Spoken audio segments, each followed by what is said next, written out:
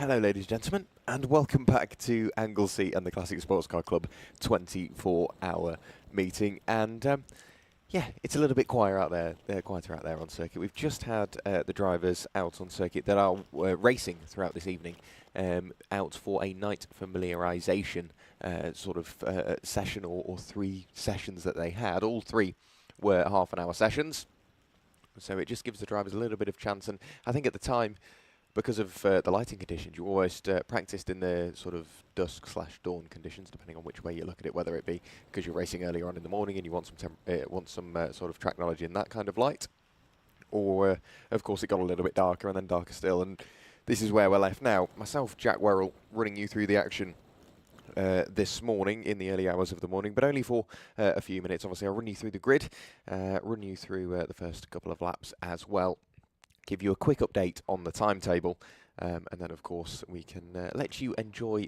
what you can see of the sights and the sounds here at Anglesey for the CSCC 24-hour. On pole position for this race is Jeremy Adams. He will line up alongside car number 9 of Dylan Papovich. That's car number 3 and car number 9. Then it is Simon and Mark Lanyon in the number 54 machine alongside car number 4 of Andrew Roby and James Collins.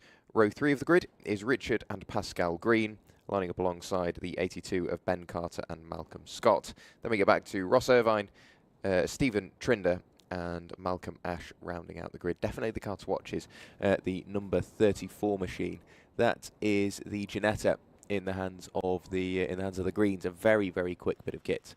The Caterham, pardon me, in the hands of both Richard and Pascal Green, the Caterham 420R. They're no stranger to Caterham racing. They know exactly what they're doing behind the wheel. The car's currently heading out on circuit at the moment, being led round by Jeremy Adams. Dylan Papovich, again, very attuned driver to his piece of kit. That's car number 9, the Ginetta G50. It's got a 7-litre, I believe it's a V6 as well, and Dylan Papovich, again, knows what he's doing. He's had that car for a number of seasons now, and he's just continuing to rack up the hours in that car and building up that seat time, and that's just going to make him more and more confident. And maybe in towards the evening as well, and the night, and back in towards the morning. Obviously, he knows the car better than anybody, really, at this point. And whilst he might not know the circuit in the dark, or he's not massively familiar with it, it does mean that having that confidence in the car means that you'll probably be a little more comfortable no matter what the conditions throw at you. You see a number of the cars that we saw this morning in their first session aren't joining us throughout the night. That might be because they've opted out to do it, or they just they're not really in the mood to racing throughout the early hours of the morning. And all of the cars that are racing at night have to have suitable headlights or additional lights to compensate, obviously, for the lack of natural light that will be out on circuit. But drivers to watch in this one: car number 9, Dylan Papovich in the blue and orange Ginetta. Of course, both Richard and Pascal Green in the number 34 Caterham 420R. And who else? Obviously Jeremy Adams, because he's right up at the top end of the order. He's going to be the natural one to pick for a car to watch. He is also in a Caterham 420R alongside the Greens. The cars working their way up through Rocket now on their green flag warming up lap, and now more than ever, it's so key to try and get some heat into the tyres and heat into the brakes. You may find a lot of the cars going around with the brake lights on. That's just because they're dragging the brake very slightly, obviously, to get some heat into the brakes. But what that will also do is slowly start to move that heat. It will evaporate not only through the brake but through the rim and then into the tyre as well. So a very efficient way of building up heat into your tyres. And if you can manage your brake pressure so you don't lock up, if you can work a bit of weaving into that as well, it really will help you. The wind has picked up here at Anglesey, so we've got an offshore wind just working its way through the paddock. So I'd imagine it's slowly starting to play a bit more of effect on some of the cars, whether that be going down the start-finish straight. Of course, a few of these cars have got aero as well, with it being not only the Slick Series, but the Viren Builders Open Series. Obviously, that widens the arch in terms of what you can do to a car and what sort of aerodynamic modifications it can have. So with an offshore wind going up towards Rocket, it might actually be a bit of a struggle for some of the cars with the aero. And I can see the marshals out there with the brilliant looking LED batons, so you can see what colour certain flags are throughout the night. Safety car working its way into the pit lane. It will be Jeremy Adams to lead the field away. Alongside will be Dylan Papovich. The red lights are still on. Jeremy Adams controlling the pace, and the red lights extinguish now. It's a okay start from Jeremy Adams, a cracking start from the outside of the second row of the grid. That's Andrew Roby and James Collins, but for the moment it is still Jeremy Adams leading from Dylan Papovich, and up into third place goes Andrew Roby and James Collins, working their way past the Lanyons, Simon and Mark in the number 54 machine. They work their way through the hairpin for the first time. The field thereafter isn't exactly so closely contested. The cars you need to watch, the battles you need to watch, is up in that top four. It will be tricky to pick between them, granted, throughout the evening hours, but the BMW car number 4 with the luminescent number boards, that is Andrew Roby and James Collins, a cracking start. That's put them in a pretty good position to argue for second place. Closing up on the brakes there is the BMW onto the tail end of Dylan Papovich's blue and orange Ginetta. So we will wait for them to reappear once again to try and confirm some positions for you. Back down the hill they will come. As soon as they disappear out of Rocket, there's a left-hand kink, obviously, at Rocket. Then there's a long right-hander before another right-hand hairpin. And then you plunge downhill into what is quite a tricky, but on-camber left-hand hairpin. Mounting a challenge now for what is second place and potentially position made there for Andrew Roby and James Collins. Up towards the penultimate corner they will go. We might have seen them pick up, 2 places in the space of one lap. Obviously, we'll be able to confirm it once they've crossed the line. To me, that looks like they have managed to remain in what is 4th place. Jeremy Adams is just up and away. Dylan Papovich doing what he can to keep with them. But at the moment, Jeremy Adams already through the final corner, charging towards the line, breaks the beam now, and puts the first lap up on the boards. Currently sat there in second place. He's still the Ginetta of Dylan Papovich. However, the Andrew Roby, James Collins, number 4 BMW, all over their tail. Not too far behind is car number 54. That is Simon and Mark Lanyon, as well as Pascal Green and Richard Green, not too far adrift either. So we could see some battles form very, very early on. For the moment, Jeremy Adams is just absolutely leaving the field behind. The battle for second place still closing up, working their way through the very quick right-hander at turn 3. And a little bit of a wobble coming off the corner. Just that little bit quicker in a straight line is Dylan Papovich as they work their way up towards Rocket once again. But we know that the BMW is much better on the brakes. Having to go defensive is Dylan Papovich. And the BMW forced to go the long way around, all the way around the outside, then cuts to the inside. Don't know whether they managed to cut back once again and try and pick up another position in the early stages of the race. But in terms of Jeremy Adams, well, what a start. He's just gone out of shot now if you're watching on the stream. Everybody else is just following thereafter. That just puts into perspective how big Jeremy's lead is after just, 2 laps of green flag running. So Jeremy absolutely running away with this one. Dylan Papovich is still there in second place, but much quicker off the corner once again. The run up to the hairpin at the penultimate corner is really going to be where you want to watch. You can see Jeremy Adams on the left-hand side of your screen working his way towards the final corner. And it's still all going for what is second place. Dylan Papovich on the inside, doing what he can to defend. But of course, that will put both Andrew Roby and James Collins on what will be the inside towards the final corner. Dylan Papovich manages to just pull out enough of a margin out of the corner to just about hold on to second place. A great battle because, of course, the Ginetta much quicker in a straight line. The BMW slightly quicker through the leave it, so it just allows, again, another little dynamic to work its way into the race, especially in the early hours of the morning. And after just under 4 minutes of the race, Jeremy Adams has a 12.5-second lead. So a very, very good job from Jeremy in the early stages of the race. And then we get the corrected time. So this is how they finish in terms of time-wise throughout the day. And both session 1, session 2 and session 3 all added up at the moment. Or it will be session 1 and session 2 very soon. Obviously, we'll be counting into what session 3. So Jeremy Adams is, in theory, 1 minute and 7 seconds ahead on corrected times, 12.5 on the circuit. So the man that's really got it all to lose at the moment is Roby and Collins, because they are a substantial amount behind the cars in front, but we can now see them fighting over second place. So that could just be a bit more confidence in the night, or they have found a bit more pace throughout the night, and that has allowed them to, or it's given them the opportunity to close that gap on the cars up the road. We'll wait the arrival of Jeremy Adams in towards the final corner in a few moments' time. Have we just seen a change of position there? That could have been the change for second. Was that Dylan Papovich running slightly wide, allowing Andrew Roby up the inside?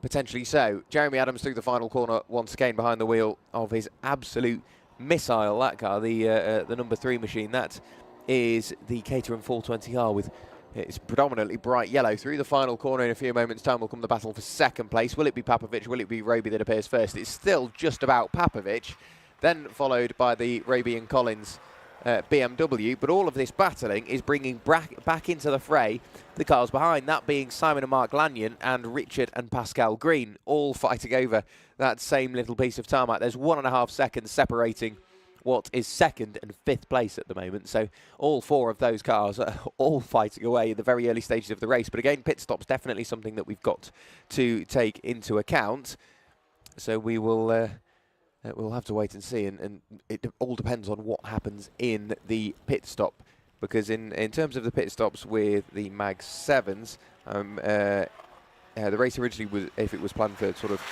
15 or 20 minutes, they don't require a pit stop, but as all of the races this weekend are within the 30 and 40 minute bracket, again, they go off the standard CSCC rules and have to beat and pit in to pit out in 1.5 minutes.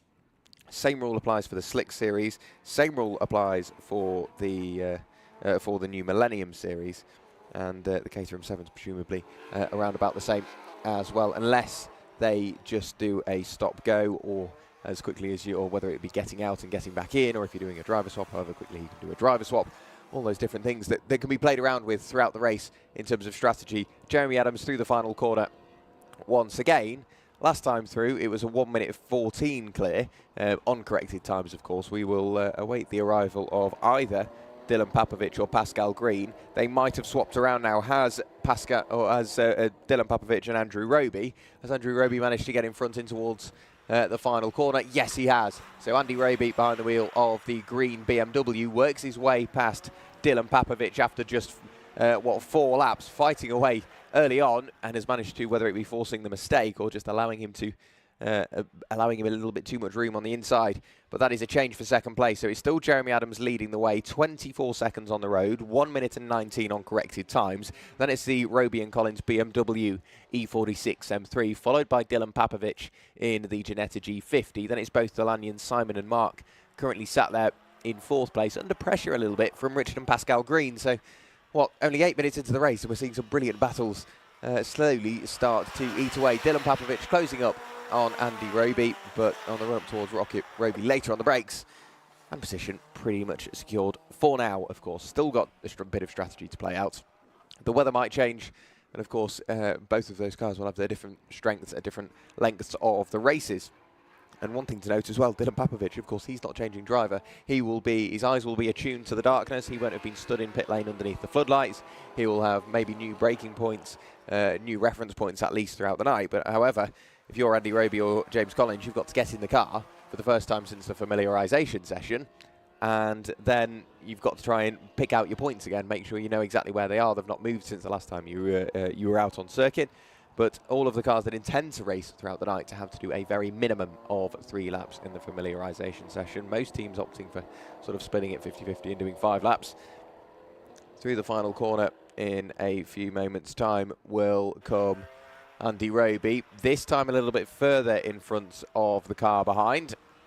There goes Andy Roby and Collins, and Simon Collins BMW, followed by Dylan Papovic. There's still a brilliant battle going on for what is fourth place. That's between both Simon and Mark Lanyon and Richard and Pascal Green, currently sat 4th and 5th respectively. Both of those, the Lanyons being in a Caterham Superlight R, that's got a 1.8 litre engine, and the Greens being in a Caterham 420R with a 2 litre engine as well. Only 7 cars out there, but we're seeing a good little battle slowly starting to work its way into the fray now. Instead of seeing a battle for what is second, we're seeing the battle now for fourth.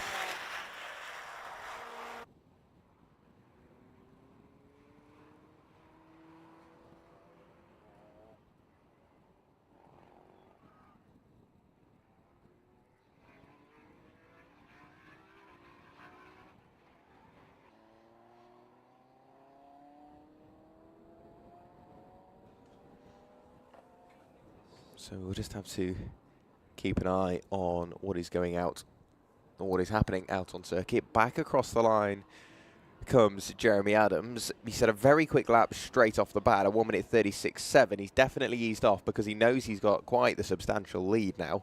And that last time through was 1.3 seconds slower, then we know what he can do at 1 minute 38. But driving at night again in a little cateroom like that, there's obviously no roof, no real attempt at doors, so I'd imagine it's quite a scary feat. Some of these not even any windscreens as well, so racing at night I'd imagine is quite the challenge. Across the line this time comes the Roby and Collins BMW M3, 1 minute and 48 seconds behind the leader on the corrected times. However, as they continue to pull away from Dylan Papovich on the circuit on corrected times, in theory they're getting closer to Dylan, so this is where Roby and Collins really need to get their head down and just focus throughout the race, because whilst they are 20 seconds away from the leader, they are now 3.5 seconds away from the car behind. If they can continue to grow that margin, that will just allow them to potentially close it enough so it's workable for their third and fourth session of the weekend.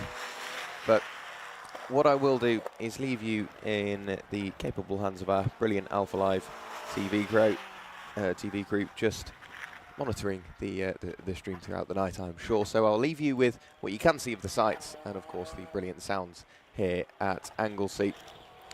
You will be joined in a couple of hours' time. It will be both Chris Buxton and Paul Tarsi in the box from around about 1:45 to 1:50, something like that. That's when you can join us once again. That will be for the Co-op Sport Tin Tops, Puma Cup and Lowen Turbo Tin Tops. That will be for what is their third race of the weekend.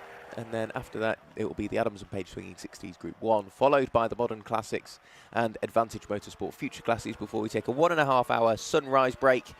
And then we will start to tick off the final few races of the weekend. But myself, Jack Worrell, will be joining you slightly later on after the sunrise break. But the first people you will hear from next, it will be Chris Buxton and Paul Tarsi.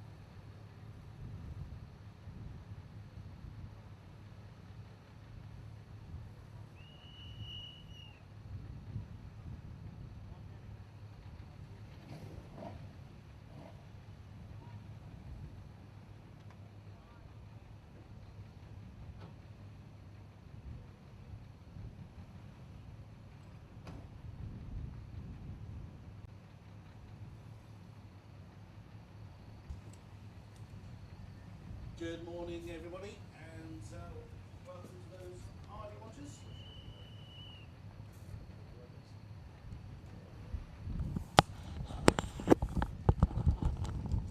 Try that one again. Good morning, hardy watchers. Those that are joining us at 10 to the hour this very brisk Sunday morning here at Anglesey. And the third session is about to get underway. So half of our weekend's racing is done and dusted. And the Coward Tin Tops, Puma Cup and Lowen Turbo Tin Tops are ready to get the action going into the dark hours. Or continue the action going, I should say. Chris Buxton with you at this early hour. Alongside me is, to my huge pleasure, Paul Tarsi. Welcome back, Paul. Do you know, Huge and Paul Tarsi are often put in the same sentence, but different ways. I feel it would be somewhat disingenuous for me to make that particular comment, considering my own addition to the mass of the world. You know, there is something about race cars in the dark, and that we've seen some fabulous stuff whilst whilst you've been away. Yes, we haven't, but our listeners and viewers have been away, and we're now back and ready for our next go. Our next instalment, right? Absolutely. So yes, I've seen many a night race, but never in the flesh. So I'm very, very much looking forward to this. So this is the third session for our first group, as they are just making their way past church. Let's have a look, if we can, at the starting grid for this event. Now, the cameras are going to be stationary. They're not manned at this late hour, but they are brilliantly positioned for us to be able to see, as best we can, all the action, and obviously our own eyes in the commentary box to be able to give us best coverage as we possibly can. You can actually see on the camera, on the stream at the moment, just how all the lights kind of blend into a sea of light, which is going to be a bit of a problem for a lot of the competitors. But that's why kind of as much lighting was put out there as possible. The circuit doesn't have really any circuit side lighting, so illumination was certainly a big consideration. But here is the grid for race 1C, so the first group on its third outing of the weekend. Adam Brown in the Fiesta is taking the top spot. Manos Patel, Honda Civic alongside. Then on row 2, the man that almost got the victory in the first race of the weekend is Phil Briggs. Alongside him is Andy Marson, beg your pardon, in the 59 Fiat. And then it is the two-car team, Sean Ely and Blair Roebuck on row 3. Couple of gaps, as you can really expect. You know, not everybody has survived the the attrition leading to this point. Richard Marson starts on the outside of row 4. Then it is the Selby Harris car, the Turbo Tin Top Fiesta, that's had a bleed valve in the radiator run loose, which dumped all its coolant on the road, somewhat inconvenient. You could argue in the opening race. Then it is Carter Boy on 5.9, the House Tate combined car, and then it's on row 6. 97, it is the Turbo Tin Top Mini of Seegers and Grimm, and on the outside is James Wilson in the 234 car. Then row 7, the Treble 9 Mini of Francis and Wortley, alongside the 155 car of Spencer and Walker. Row 8 is the two-car team of Liam Place and Lee Dorton. As you can see, slightly further back, you got. We can see the gap starting to form. We did originally have 30 entries for this event, but the attrition will start to wear on. But we can't go through the entire grid now, as they are now coming through the final corner, ready to get this next race underway. Into full darkness, the lights looking amazing, and away we go. It was a good start from Manos Patel, actually, to challenge to the lead, coming down into turn 1, but the inside line belonging to Adam Brown, as they work their way through up towards the banking, as the field continue to work their way past us. Everybody has survived turn 1 okay. Now watching the cameras as they come through the banking, Manos Patel, it's difficult to identify each car in the flood of light. I think he has managed to hang on to second position now, coming back into our view. across the other side of the circuit. Well, Adam Brown certainly has the top spot. It's not Manoj Patel in second. He is actually down into third now, being challenged by Andy Marson in the Fiat Bath. But it looks like everybody has survived the opening salvo of this night race. But they're very much into the darkness now. There are patches of light, and there are some places where it is absolutely pitch black, and Rocket is one of them. We can see the cars disappearing into the left-right kink up there at the top of the hill, but it's then completely dark as they then come all the way back down to the corkscrew, and it's the way that endurance racing should be. That it's very much a question of that they are in the darkness and then they'll come into a puddle of light. Obviously, start-finish line and the whole of the pit area is properly lit, but the vast majority of this is in darkness, and that is the way that it's the way it should be. It's certainly the way it is for this event. I must admit, this is my maiden voyage of dark racing. Coming back past us now, it's Phil Briggs really hustling Adam Brown hard. Manoj Patel has fallen only a couple of seconds off the tail end, but has given himself a bit of a gap from Andy Marson. Then it's Sean Ely, the two-car team, sporting the number 2. So it's Sean's Peugeot that is out there to start with. Blair Roebuck waiting in the wings, as we saw earlier on. Just keeping an eye on the timing screen to see if we've lost anybody at this early stage. Doesn't look like it. Now the car's coming back past us once again along the backside of the circuit. Still Adam Brown keeping Phil Briggs, that impressive turbo say at bay. Yeah, but only just. And as they go down the backstretch and then pull up the hill towards the left-right at Rocket, there's very, very little between these two, and that it's going to be a real nip and tuck for the rest of this race up at the front of the field. You say, Chris, that this is your first night race in for real, and I'm sure it is for quite a few people out there as well. Absolutely, yes. Upon speaking to a number of drivers throughout the course of the weekend, it's not just their first night race. Sometimes it's their first visit here. So combining the two is quite a challenge for some drivers. Their first tentative laps in qualifying yesterday was the very first time they turned a wheel at this incredible circuit. So, yeah, additional challenge for some of our drivers. And we've talked a bit about Silverstone over the course of yesterday. This is yesterday. It is yesterday now. Yes. That and other circuits are available, and it's quite interesting that when you look around this circuit, there is very little in the way of traditional, and as we now think, traditional runoff area.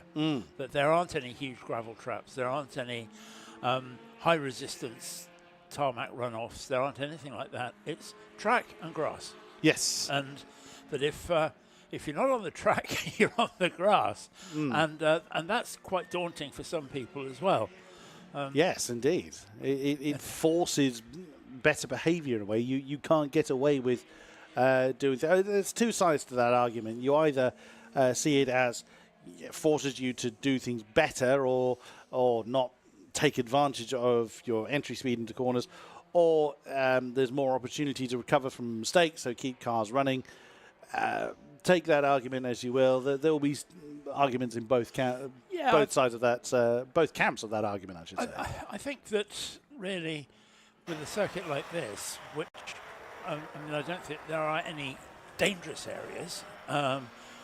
It's not like somewhere like Goodwood, for example, where very little has changed over the years, and they've managed to maintain their circuit license since they've reopened the racetrack in 1998. But there's not any big runoff areas, but it's safe. What you've got here is certainly safe because you've got these big grass areas. But what it does mean is that if you go wide, I talked about Cops Corner at Silverstone yesterday, and the fact that before the circuit limits ruling was changed on the 1st of June this year, that people were just taking the mickey and using far too much track on the outside of that. You can't do that here, because what you've got is that if you're not on the black stuff, you're on the green stuff, and that's going to cost you time at the very least. Well, yes, you hit the green fuzzy stuff at pace, and you could well cause some damage to your car. Now, there has been a couple of changes of position. I see that Andy Marson has gotten past Manoj Patel for third in this current session. I did also see that Sean Ely and James Wilson that were very, very close together. I think James has been dethroned from that 5th spot at this point. But Adam Brown cannot catch a break at all, cannot get away from that incredible Seat of Phil Briggs at this point. Side by side, indeed. That must admit, I'm guessing that those are the headlights they're belonging to. But yes, I can see that's Adam Brown's bright white Fiesta in the additional lumens on the front of the Seats, and they're now coming down towards the bus stop, so they'll be coming back into our view. But Phil Briggs wasted no time at all in getting up through the grid and getting on the back of that Fiesta. Phil Briggs didn't have quite such a good run into that last corner, so that's given Adam Brown as good a breathing space as he's had so far in the opening round of the race. They're already getting to the back of the tail end of the field, so they'll be facing traffic within the next few laps. Now, if wherever you're watching this live stream, if you are watching us on live stream, we'd love to know where you are. We'd love to know which part of the world you're in, whether you're watching in the UK, or please let us know if you're in a different part, and what you think about the whole night racing thing. Have you been night racing before? Have you enjoyed it? Where have you seen night racing? Because it happens all over the country, all over the world, and we'd love to know. So go onto our YouTube channel, and please just in the comments let us know what you think of night racing and whether you've seen it live.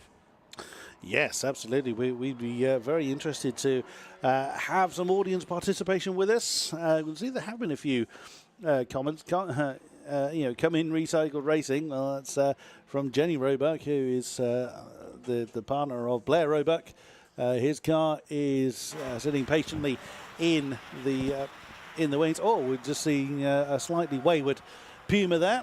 A number 101 car who had a terrible, terrible run in the first race, in the opening race of the weekend, indeed, Gareth Cotgrove. 3 wheels left on the wagon. It's great to see the car back out there. It was pushing possibly a little bit too hard. It is quite breezy out there. You can't see that entirely on the stream. Of course, it is dark. But coming in, we were commenting how warm it was throughout the course of the day yesterday. Well, it is really, really brisk, and the wind will certainly catch some people out because it was very calm air through the course of the day yesterday. And now that the wind has picked up a bit, that is going to be making the cars behave a little bit different through the course of the race. And talking of wind and weather and all those sorts of things, the forecast for the rest of the night is pretty good. It's going to carry on very much as it is. 12 degrees centigrade, which is a little character building, but nonetheless it's okay. But by the time we get to 9 o'clock in the morning, the weather forecast is now saying there is a 40% chance of rain at 9 o'clock tomorrow morning, running right through till 11. So from 9 till 11 and beyond, 40% chance of rain, and then it gets all lovely again. But that's changed since our weather update before it got dark. So yes, it's certainly that will put the to use the Le Mans expression, le chat dans les pigeons. I would nod and say yes, hopefully in the right place in that one. But yeah, cat amongst the pigeons would be what we would be expecting to find there. But now, amazingly, we've had some answers to that very question that you posed on where people are watching from. That's not amazing. We have some wonderful viewers. and We listeners. do have some amazing. We have some American viewers watching from Florida. Son Blair is in. So that'll be from Martin. His son Blair is in the Recycle Racing pairing. Oh, we've had an entrant into the pit. That is. It's difficult to see because I can only see the tail of the car. I didn't identify which number it was, but when I look at my notes, I should be able to see who that is. That is the Mark Kirby Alex Ecock car that has come in. Oh, the pit lane is open. So I'm nattering away, having so much fun. I completely missed that the pit lane's actually open. So no, that's not a problem. That it could well be a driver change, although they don't seem to be actioning that with any urgency. But it is a mandatory 1 minute 30 pit stop from pit in to pit out. Driver out. Driver is indeed out. Oh, now there's some urgency going on. So that's good, which means they're wanting to get the car back on the road again. Yep. So looking at the other comments we've seen. Son is racing the number 88, and they're from Texas. So some American viewers. Excellent stuff. That's it's great to see. There's a lot of multinational interest. So the 88 is the James Rogerson and Chris Sawyer car, the Ford KA, which is still rotating. Yes, it is. Yes. The Ford KA is still out there. And did you say that he is actually in Florida? Well, the driver isn't. No. The father. No, that would They're be the. in Texas. That's yes. Texas was that particular comment. The one from Florida is the parent of Blair Roebuck. Never experienced anything like it. Us Mellor girls are watching from the paddock, supporting Daddy in car number 23. That's Nick Mellor. That is out there. Fantastic. Watching from Missouri in the US. Let's go Sean and Blair. A lot of support for the Recycle Racing pair, which is fantastic to see. And Sean Ely is out there at the moment, up in 5th place currently, which they're doing a fantastic job at the moment. We're at the top of the hill watching, and it's pitch black up here. Yes, it is. It is very dark up there. Another viewer from Texas. Howdy from Texas, cheering on our guys in number 88. That is. Again, that is the James Rogerson and Chris Sawyer car. So welcome to those that are watching live. We very much appreciate your viewership and, of course, your interaction with us in these dark hours, or dark for us, I should say. It really does add to the kind of overall atmosphere. I was speaking to one of the organisers, Dave Smitheram, as I came in, and the atmosphere from all the participants and our incredible Orange Army, huge shout out to them who are making sure that everything is up to standard through these dark hours. We literally couldn't do it without them, and our great team at Alpha Live providing us with the stream footage and all the camera work where we literally couldn't see without them. So great stuff from all officials and participants concerned. Yep, and we still have a motor race going on out there, and in the dark. We talked a bit earlier on, Chris, about the fact that quite a few people haven't raced in the dark before, and that this is something very different for them as well, and that it's something which is quite daunting and quite challenging. Not just for the obvious bits, but it's they have been here and racing since lunchtime yesterday, and that they were qualifying yesterday morning. So it's already been quite a mammoth enterprise. There's nobody out there with more than 2 drivers. Quite a few. In fact, the majority of people are running solo.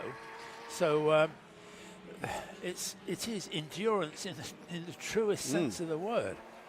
Absolutely so. Some moisture on one of the cameras. Oh dear, someone's car is leaking something somewhat unfortunate, somewhat severely, I would say, judging by that. I can see there is a car being pushed along the pit lane, assumedly the one that's been responsible for the aforementioned leak. Unfortunately, I can't quite tell who. that is. I can That tell looks like a Fiesta. and it looked white, which would immediately make me think of Chris Herwood, but Chris Herwood is not in his own car. So who is it? I'm hoping it's not Adam Brown, because he's still circulating. So go through my notes and see which white car that could be. I don't think it was the Fletchers, because that's now for a Mayo, and exactly as you say, Paul, that looked Fiesta shaped. Hopefully we'll see when someone goes missing on the timing screen, and then be able to identify who it is. That potentially could be the 176 car, but I am not certain on that. We will. Let me see if I can see on the timing screen who, or if anybody is shown as missing at this venture. Or the Kirby Neacott car is great, and it isn't them. Another car that is towards the tail end at this point is the 69 car, which is the Griffiths and Mainwaring car. Could have been them. We will see. As that's obviously one of the downsides of the night racing aspect. There are a few more pit stops going on now. More expected than certainly some others, but the racing action continues. Another comment that I can see here from Justin over on YouTube. Thank you very much for watching along. I love that club racing in the UK has such a variety of races and does endurance-style events like this. I hope the clubs here in the States can start doing more events like this. That's a sort of comment I've seen before, where from American viewers or indeed some European viewers as well, that it's often, UK is leading the way in the style and variety of racing that goes on, and the club, Classic Sports Car Club, will be heading to America towards the tail end of the year for a couple of events. So now, those that are in the States get to actually see what the club is all about. Well, I've been in the commentary box for several of those events in the US over the years, or should I say the announcers booth. There is a translation difference there, but I've done that with Historic Sports Car Racing, who run the Classic 12 Hours and the 24 Hours Classic at Daytona, to give them both their proper names. And they both run to this kind of format, so race after race after race. And for all of our US listeners and viewers, do have a look at Historic Sports Car Racing website, because they run some fabulous events. We will be part of, hopefully, both Sebring and Daytona, and be bringing some cars over for that. But that what we do have is that those are really, really good events. They're very flexible. They will. Daytona is the jewel in the crown, and with that you'll get some fabulous cars. But HSR also have a principle of saying it's almost run what you brung. That they will find a class for anything that is historic. And it's quite interesting, Chris, that in the US, the definition of historic, or actually technically vintage, as another difference in language, that the definition of vintage in the US is anything that isn't current. So therefore, I can understand that. Yeah, you'll see at Daytona race cars which are perhaps 4 years old, because it's not current anymore. Yeah, something has superseded it. Yeah, so it's great. But yeah, all of our US viewers, please have a look at HSR. There is also the SVRA, which is a similar organisation, and they run some great events as well. But do have a look at the Historic Sports Car Racing website, and they'll give you all the things that they are doing. And I think after that plug, David Hinton and the team owe me a sandwich. But the other thing is that they've run very effectively for many years. George Tuma was the man who ran it with David Hinton. George passed away a few years ago, and David has been running it on his own for a while. He, 2 years ago, sold the business to IMSA. Oh. And as we know, IMSA is in turn part of NASCAR. They know how to run a race or two. And one of the things that NASCAR is doing with HSR is historic NASCAR racing. Oh, that will appeal to a great, great many people. So, again, another brilliant reason for get to Daytona, get to Sebring, get to the Mitty at Road Atlanta. That all of those are great events. The Mitty, incidentally, is called the Mitty because in the very first event, one driver's wife said, "You're all just Walter Mitty dreaming of being racing drivers." and it is now officially called the Mitty. I see. Well, there you go. There you go. Now, the car that was leaking oil that we saw earlier was actually our race leader. It was the car I didn't think it was Adam because I thought he was still circulating at the time. But no, Adam Brown has had to pull that car off. It's rather unceremoniously leaking fluid. So he's done the right thing and pulled that one away. What a shame, because he had such a storming start and really was keeping Phil Briggs honest at the front of the field. So now it's Andrew Marson in one of the quite a number of theatre baths that we have attending this event, with Manosh Patel hot on his heels for the lead of the race. There is another one of the Marson Army, as I call them, in the in the paddock show, which we'll hopefully get to see a little bit later on. Yep. So myself and Jack Burrell had a bit of a chat to several people. The Marson family was some of the people we spoke to. They run a theatre bath business, so they're somewhat specialised in preparing that type of car, and wow, they've done great things with the little Fiat. They are so batting above their weight, figuratively and literally. It is absolutely great to see, and it's growing as well. They're all cousins that all take part, including the Marson sponsored one. I confess I've forgotten the name of the gentleman who's kind of added himself to that particular camp. Well, there is the 59 car on stream, just being pushed away. That's Andrew Marson, who was leading the way. That's the one I was just trying to think of. It's James Manning. That's again another relative of the Marson family. You can see the Marson name plastered on the car. You'll also see it's a name that makes me chuckle every time I see it.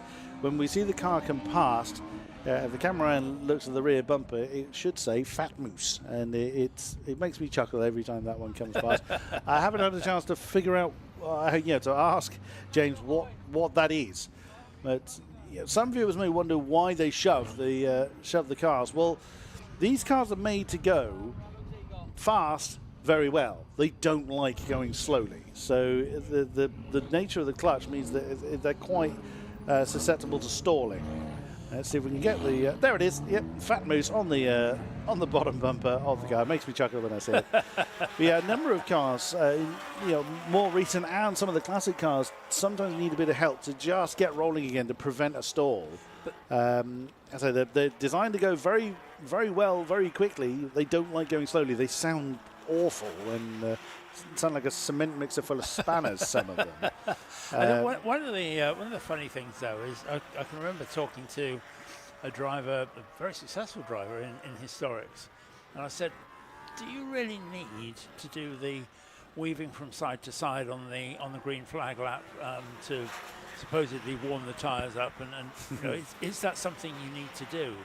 And he said, "I don't know, but I'm not going to do it. I'm not going to do it." Yeah. And I think that pushing the car out of the pits is probably very similar. That once you've done it, you're always going to do it because it's a habit. Might make the difference. Yes. Yeah. I totally understand that.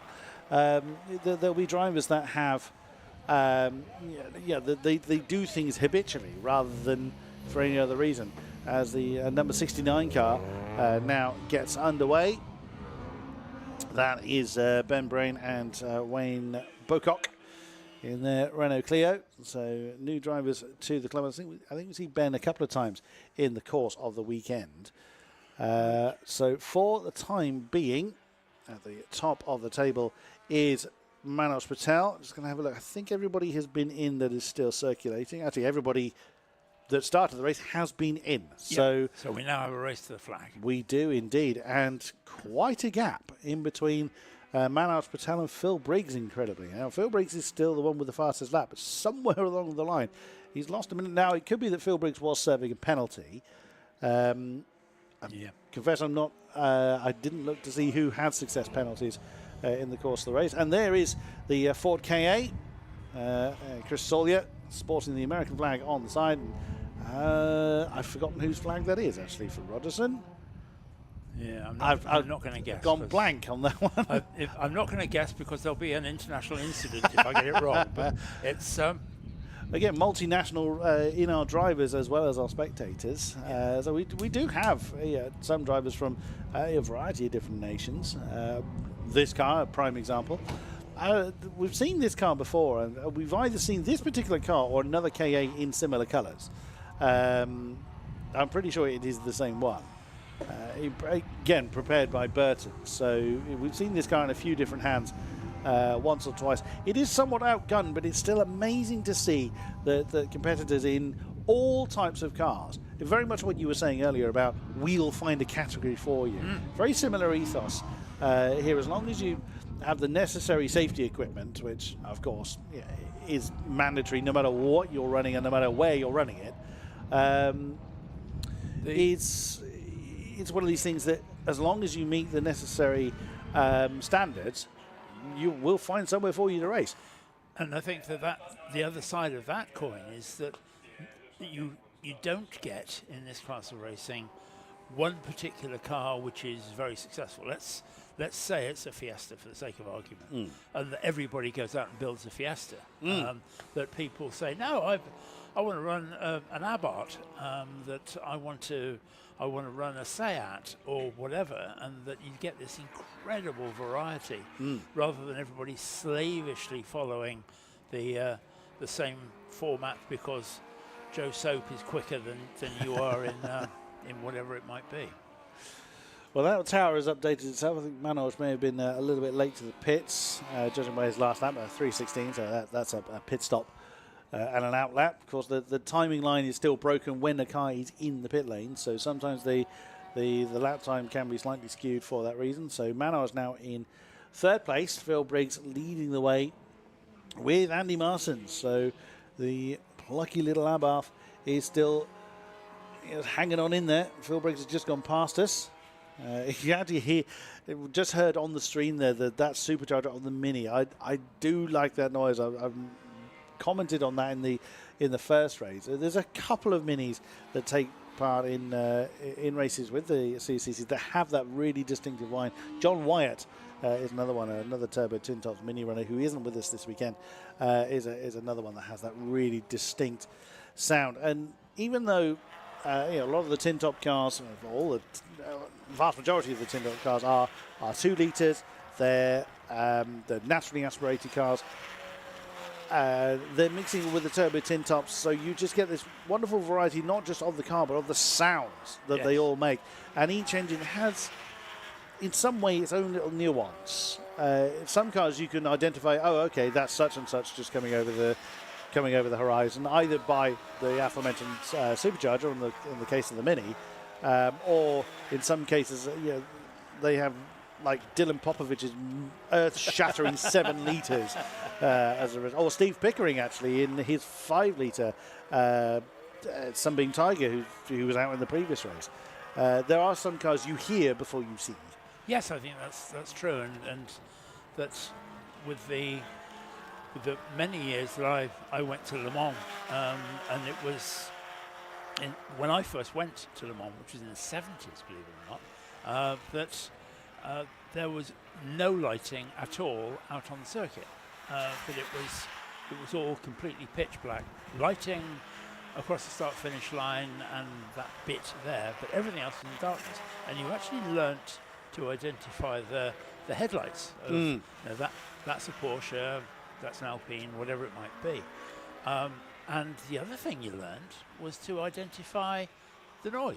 Yes. And I was there when Johnny Herbert and Bertrand Gachot won in the Mazda. Now, you didn't need to know that was a Mazda. You heard it. And you were saying about that charismatic noise that the Minis make. That Mazda shrieking like a banshee as it went past you. And that you just knew it. I've heard the engine, again, in not in full song, as in when it's been displayed. I know exactly what you mean. That's... Yes, I think a politically correct way would be distinct. It's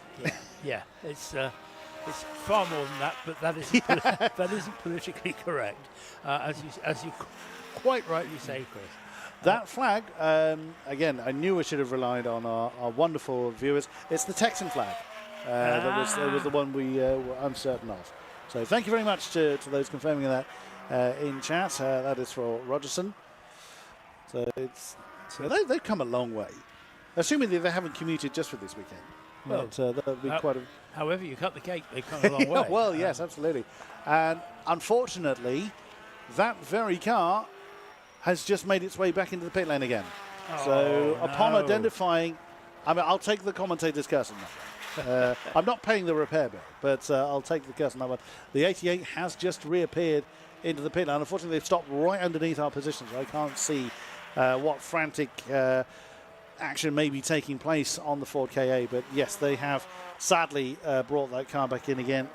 A second pit stop does usually mean a fairly terminal problem.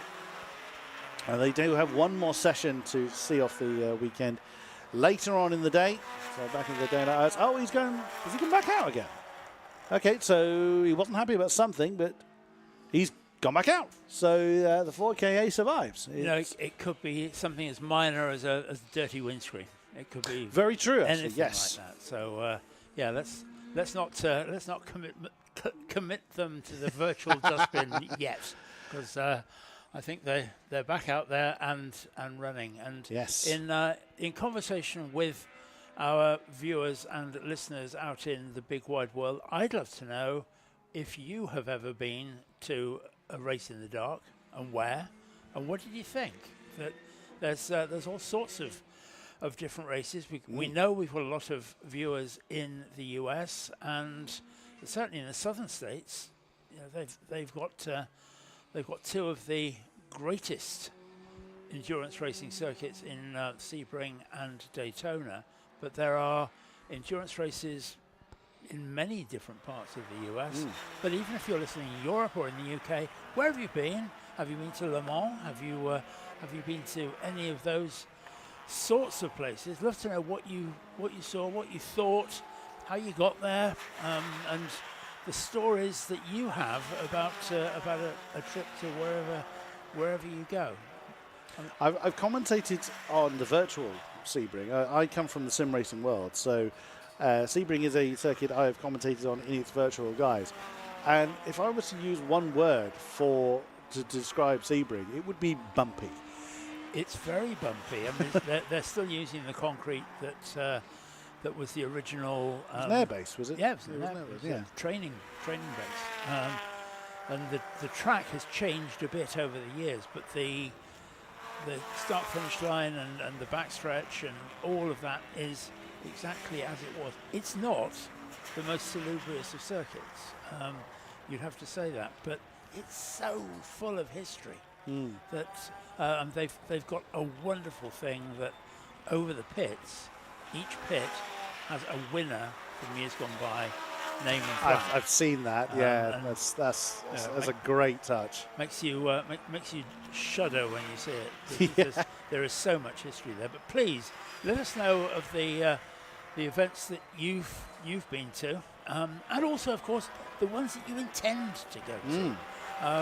You know, maybe you're the man who nearly went to China. That it's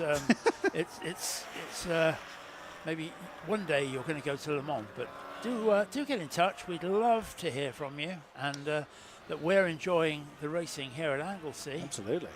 And well, Jenny Roebuck has answered that Recycle Racing has done night racing at Donington and Brands with the CSCC.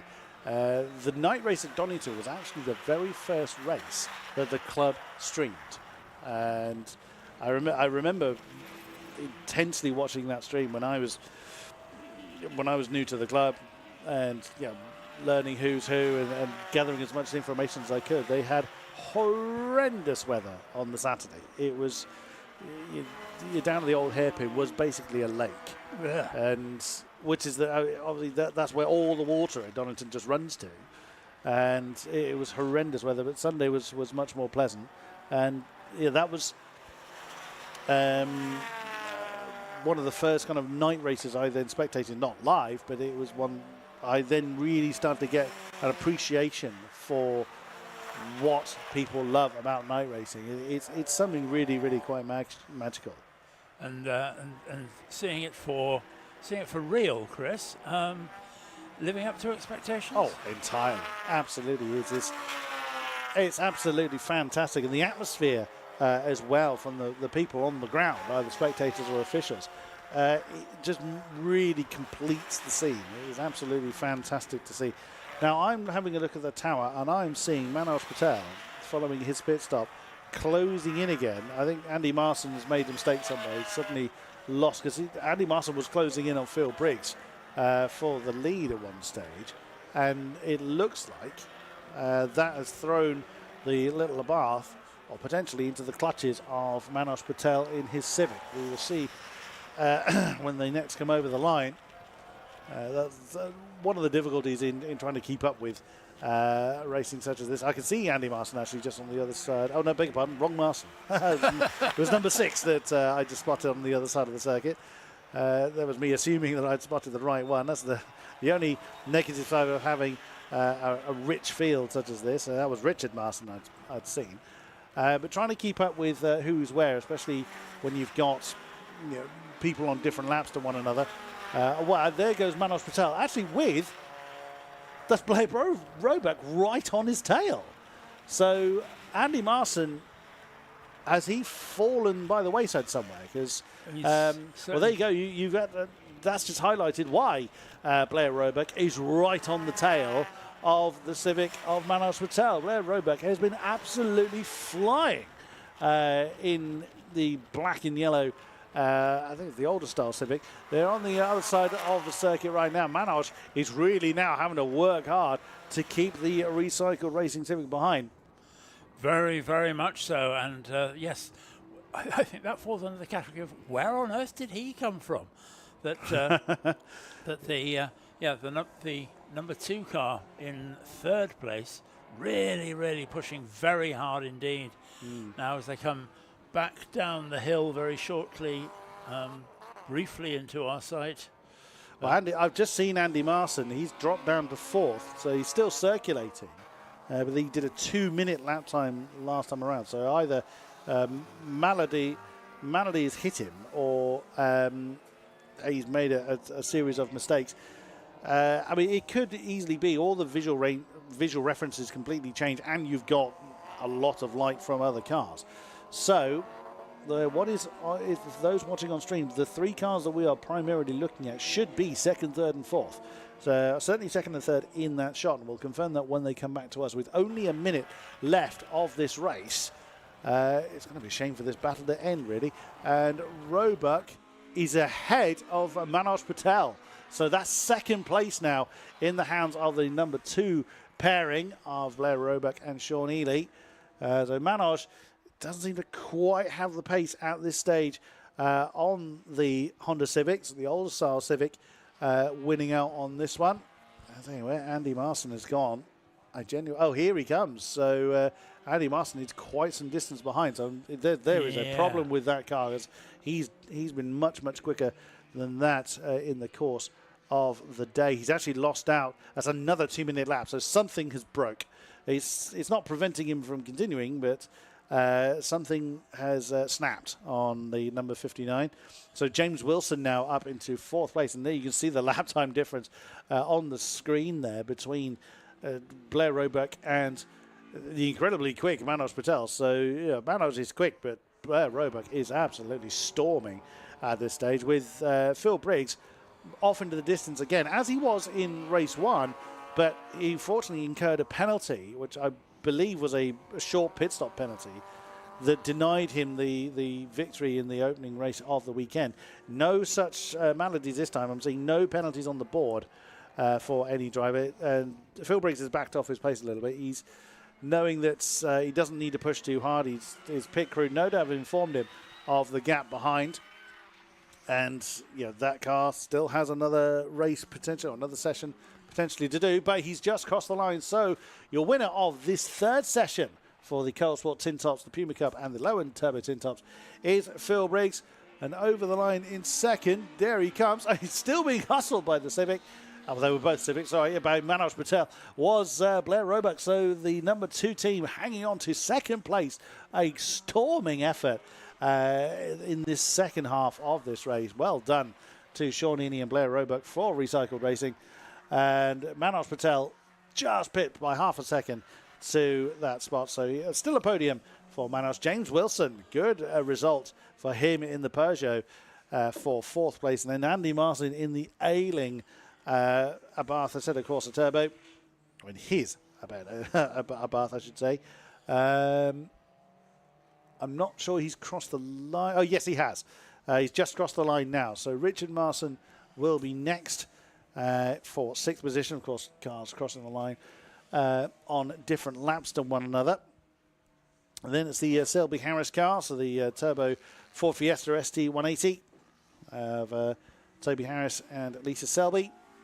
Very, very key personnel behind the scenes here at the Classic Sports Car Club and have been for a great many years. So it's great to see them taking part at all levels of the club. They've just crossed the line, so that's 7th for them, and actually chased home by the number 999 Mini, one of the Turbo Minis that likes to make its presence known. The Mini Mafia number 999 of Aidan Francis and Sean Mortley claiming 9th place. I think that is everybody still circulating that has crossed the line now. So we did lose Adam Brown early on with his car deciding it didn't want to hang on to its oil anymore. Flashing of the lights there, you can just see the effect that doing that. Oh, there you go. It's how, shall we say, effective the light bars are. But isn't it nice to see drivers thanking the marshals as they go around? Absolutely. So before any steward's intervention, this is how race 1C, so the third session for the Colt Sport Tin Tops, the Puma Cup and the Low-End Turbo Tin Tops currently sits. Phil Briggs in the number 5, Sayat Leon taking the top spot. Then it is the Recycled Racing pair, Sean Healy and Blair Roebuck in second. Manoj Patel 3rd, James Wilson 4th, Andy Marson just about hanging on to 5th place. Wow, did he really fall very heavily to be 52 seconds behind Phil Briggs in the end. Then Richard Marson in 6th, and the Selby Harris Fiesta in 7th. Then the Francis and Wortley Mini in 8th place, the Spencer and Walker Renault Clio in 9th. Then it's the Baker and Mellor Renault in 10th position. That's John Baker and Nick Mellor. Then in 11th, it's the 2-car team of Norton and Place in the Peugeot and Toyota Corolla combination. Then it's House and Tate in the 12th place Renault Clio Cup Gen 4. Then it's the Fletcher family Alfa Romeo in 13th place with the Seagull and Grimm Mini in 14th. With the Glover and Chapel Ford Puma. This is the one that Jack Rowell will be taking for a spin, hopefully not a literal spin, as in he is going to be racing that particular car fairly soon. That's John Glover's car. Then Steve Warner in 16th place in his Mini Cooper R53. Then the Brian and Bocock Renault Clio 172 in 17th place. Gareth Cockgrove in his Ford Puma in 18th. James Manning in his Abarth 500 Assetto Corsa 19th with the Kirby and Ecock Ford Puma in 20th. Griffiths and Mainwaring in their Fiesta in 21st. Then Holly Brown and Paul Turner in their new to them Honda Civic in 22nd place. They've sold the old one that they had for many, many years. Then it's the ever-determined Ford KA. Had to come into the pits twice, but still hung on in there towards the end as the Sawyer and Rogerson number 88. Sadly, we lost Adam Brown from the race lead in his number 1 Ford Fiesta. Right. Moving on, but I think one of the things that's really interesting about this stage of the competition is that it's not just about mechanical longevity. It's also about driver longevity. And we've got a lot of people who are out there who are driving on their own.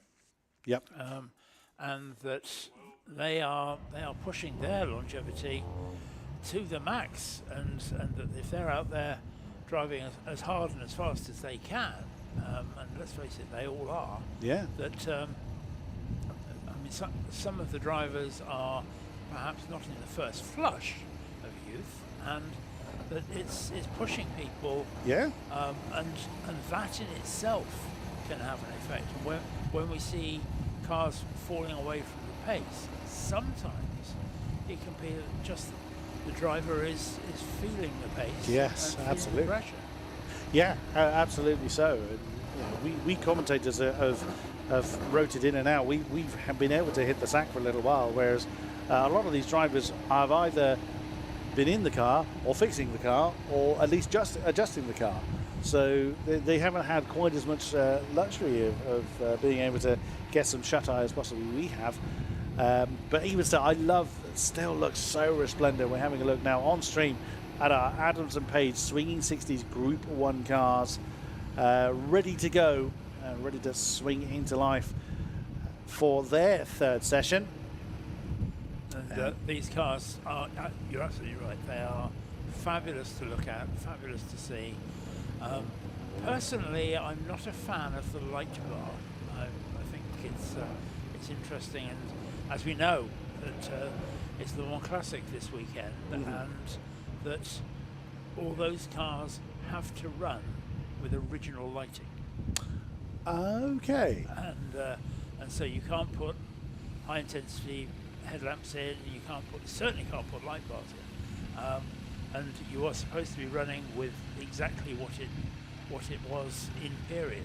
Okay. So if you're running a 1960s Ferrari, which, let's face it, is probably a car that's going to do 150, 160 miles an hour in the dark or the rain, with dark and rain, with original 1960s Lucas headlights. It's That's terrifying. yes, it is. It is, and that I think it's a wise move to allow these cars to be running with a bit of an improvement. Personally, I don't like the light bars. I think they're too bright, and I think they're distracting. But that's a personal view rather than anything else. You can understand it certainly at club level. If you're an experienced racer that has done many racing laps in that particular car, especially in the dark, you can understand the less focus on modern lighting to, obviously to illuminate to the degree that these light bars do. Whereas at club racing, a number of these drivers have had their cars for a very long time, but racing in the dark is a very, very different beast. And again, safety reasons that additional lumens have been deployed.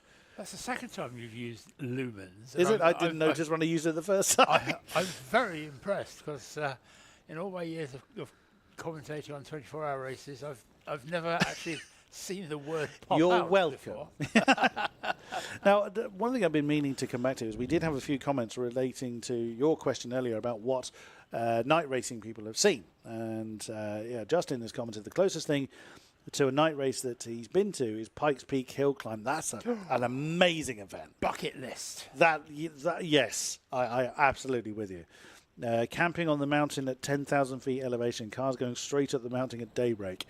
Very cool. Yes, wow. That's another really amazing historic event, and some of the cars are just insane that take part in that. As the Swinging 60 cars just being released, when we get a grid for that, we'll go through that. James Rogerson vintage raced Daytona at night in his Volvo P544.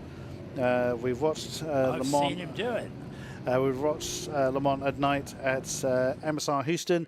Christopher Ridey raced Barber Motorsports Park and kart raced at night. Kart racing at night, that sounds fabulous. But we do have a motor race to mention, so let's have a look at the grid then for the third session of the Addison Page swinging 60s. It is the 134, which is James Hughes, that leads the way from Sam Polly in his Mini Marcos in the number 59 car. On row 2, it is Matt Howell in his Mini alongside the 119 car, which is Ian Bergen in his Austin Healey Sprite. Connor Kay on the row 3, and here's a 173 car alongside the number 1 BMW, which is Claire Norman and Charles Tippett. Father and daughter combination there. Row 4 is John Moon in the 571 car alongside Simon Benoit in the Hillman Imp. The number 99. It's lovely resplendent blue, but not that you'll see it in the dark. Then it's the Witt family in the MG Midget, number 87 on row 5, alongside the Crudgington pair in their Mini Marcos. Row 6, Tim Cairns in the number 82 Frog Eye Sprite, alongside the Cloutman Chase number 20 car, which is that is Mr. Cloutman's car. It's the Austin Healey Sebring Sprite. I had to remind myself which car he brought, because I know the Austin A40 is being rebuilt. So that is the outside of row 6, so that's 12th position. We'll have to get a bit more of the grid, because there's more than 12 out there. There we go. So it's on row 7, it is the Potterstowe Bright Green number 45 car, alongside Chris Winchester in the number 25 Mini. Then it is the Thomas and Bryan number 166 car, alongside the 711. That is John Foe and Jim Mackey.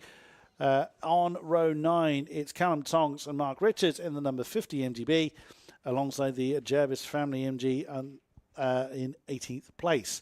Then it is number 76, which is Adrian Brooks, beg your pardon, in his MGB Roadster, alongside the Scott family number 98. On row 11, it's David Cornwallis. Again, we want to talk about drivers being tested. He's the elder statesman of this grid. David Cornwallis has been racing with the club for so many years in that Radio Caroline in Blazon BMW. It's incredible to see his renewed determination to continue racing that car. Then it is number 66, Richard Perry. Did very, very well for a while, at least, in his Austin Healey Sprite, but he finds himself starting towards the tail end of this field, alongside the number 40. That is a two-car team, Mike Henney and Dominic Mooney. Which one is in the pit lane? I can't see, so it might be underneath our commentary position. I think it was Mike Henney started in his Turner Alexander last time. So we'll see which car comes past the stream, although, again, trying to identify it in the flood of light is a little tricky. It's either a red Turner or it's a blue Austin Healey Frog Eye Sprite, which I think is Mike Henney's car. And on the stream it is... No idea. It's completely in shadow because it's at the back of the field. I couldn't identify which car it was. That's by David Cornwallis' car, so there's someone that didn't take the start. We will identify that as the time goes on, as the race continues. Coming past our position now. Paul, do you want to take this one? Yep, so nice, neat, easy start. And is it going to be the Mini, or is it going to be the... Oh, very, very close into the first turn. But it's actually the Sprite that's pulled away into the lead, but they were nip and tuck as they went in there, held very neatly and very tidily right the way up to the crossing start finish line, then floored it, and that pulled away. But the first three are very close together as they come down the back straight now. There they are. So leading the way is still James Hughes, then Sam Polly, then Matt Howell in the Mini. Now, I've identified which car was missing. It's actually the two-car team of Mike Hemming and Dominic Mooney. Neither of those two cars were at the tail end. It was Richard Perry's almost Christmas tree lighting blazing car. It's got a halo on it, curiously, as they coming down the back straight. So Richard Perry will be storming through the field to make up for lost time. Now, those three at the front gave us a brilliant race too, and that they were nip and tuck all the way around. Three similar in some ways, very different in other ways cars, all with the BMC A-Series engine, but they all have different treatments of exactly how it is. The slippery Mini Marcos, the the car with the aerodynamics of a loaf of bread in the Mini, and then obviously the Frog Eye Sprite, which sits somewhere between the two.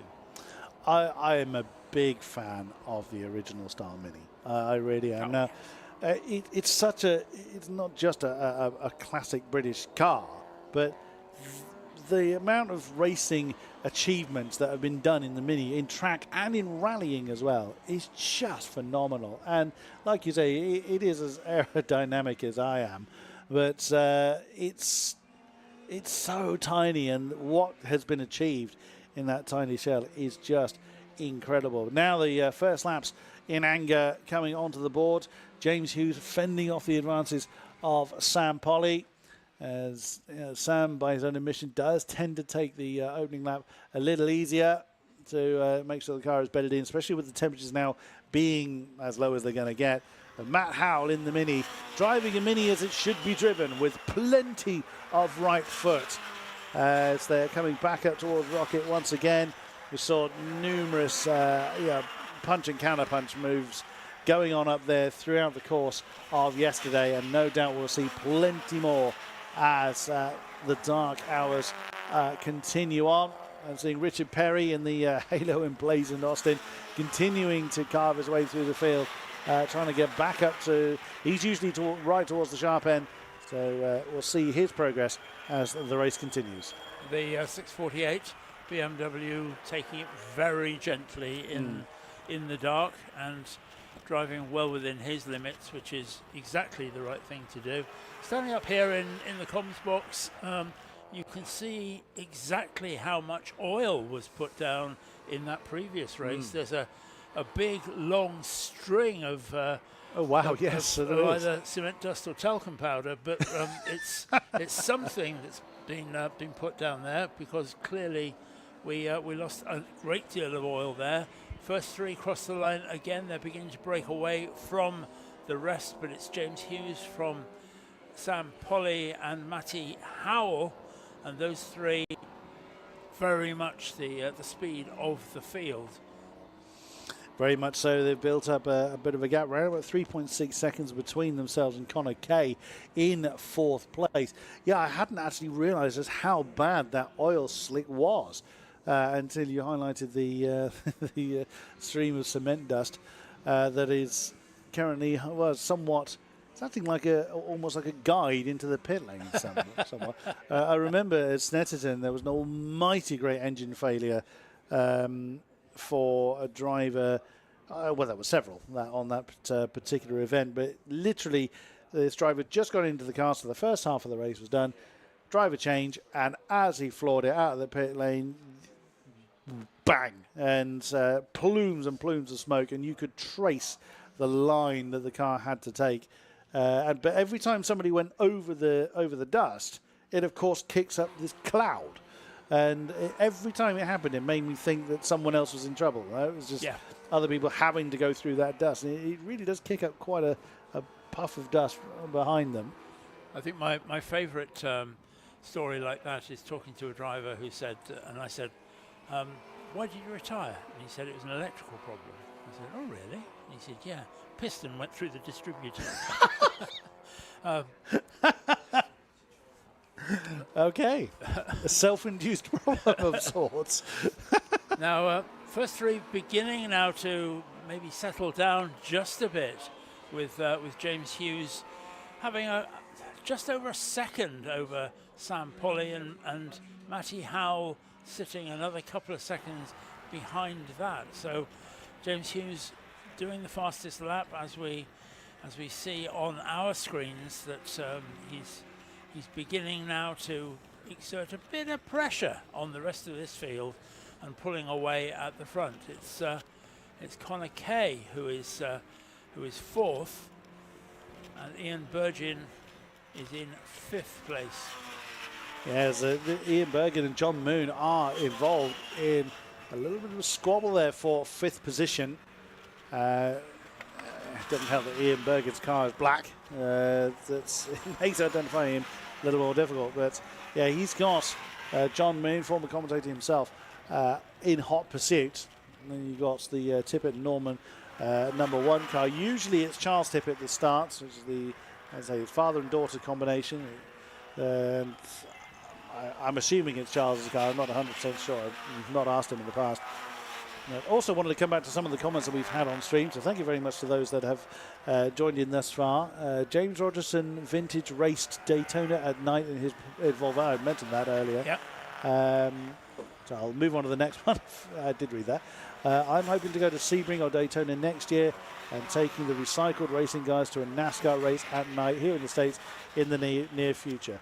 Not jealous at all. Not one little bit. There's no proof. 24 Hours of Le Mans would be a fun event to take part in. I think being there would be an amazing achievement enough, but being actually a competitor in it would be something quite amazing. Very kind. Thank you for the commentary crew for including online spectators from across the pond. Thank you very much for joining in and being part of our event here in, I would say sunny Anglesey, but it's at least clear sky Anglesey. Moony. Absolutely so. Absolutely so. So we enjoy having you along for the ride. James Hughes is continuing to pull away from Sam Polly, so the number 134 car seemingly a little bit more comfortable with the cooler temperatures than the Mini Marcos that chases him. And the characteristics of a circuit, such as seemingly something as regular as temperature, can really make a difference. Some cars that are maybe a little bit harder on the tyres will like the heat less, but will therefore perform possibly a little bit stronger than those that maybe a bit kinder on the tyres and therefore need to work them harder in the cooler temperatures. So, different horses for courses in a manner of speaking, but that may be why we're seeing a bit of a difference in performance between James Hughes and Sam Polly in this race that we may not necessarily have seen in earlier races in the event.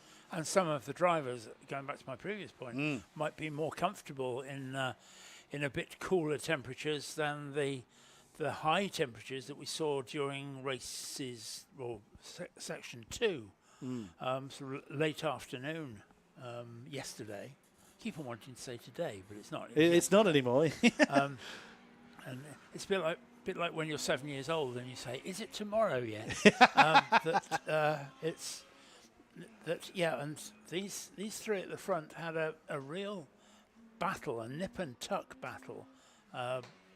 In section 2, that hasn't yet materialised, but I'm not going to preempt that and say that it's not going to, because we still have half an hour of this race left to run, and that all sorts of things can happen. And obviously, we haven't yet started to see pit stops either.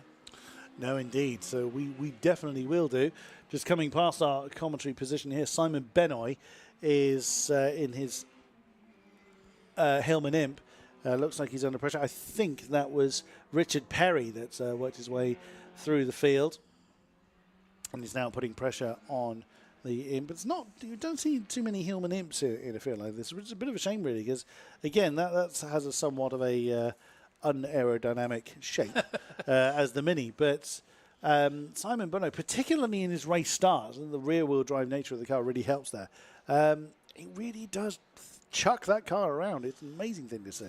They were a fantastic car in period, and I said earlier on in commentary that it was the Roots group, which was Hillman and Sunbeam and a few other different bits.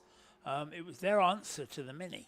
And it was their intention to do it. It is, from a design point of view, every bit as good as the Mini.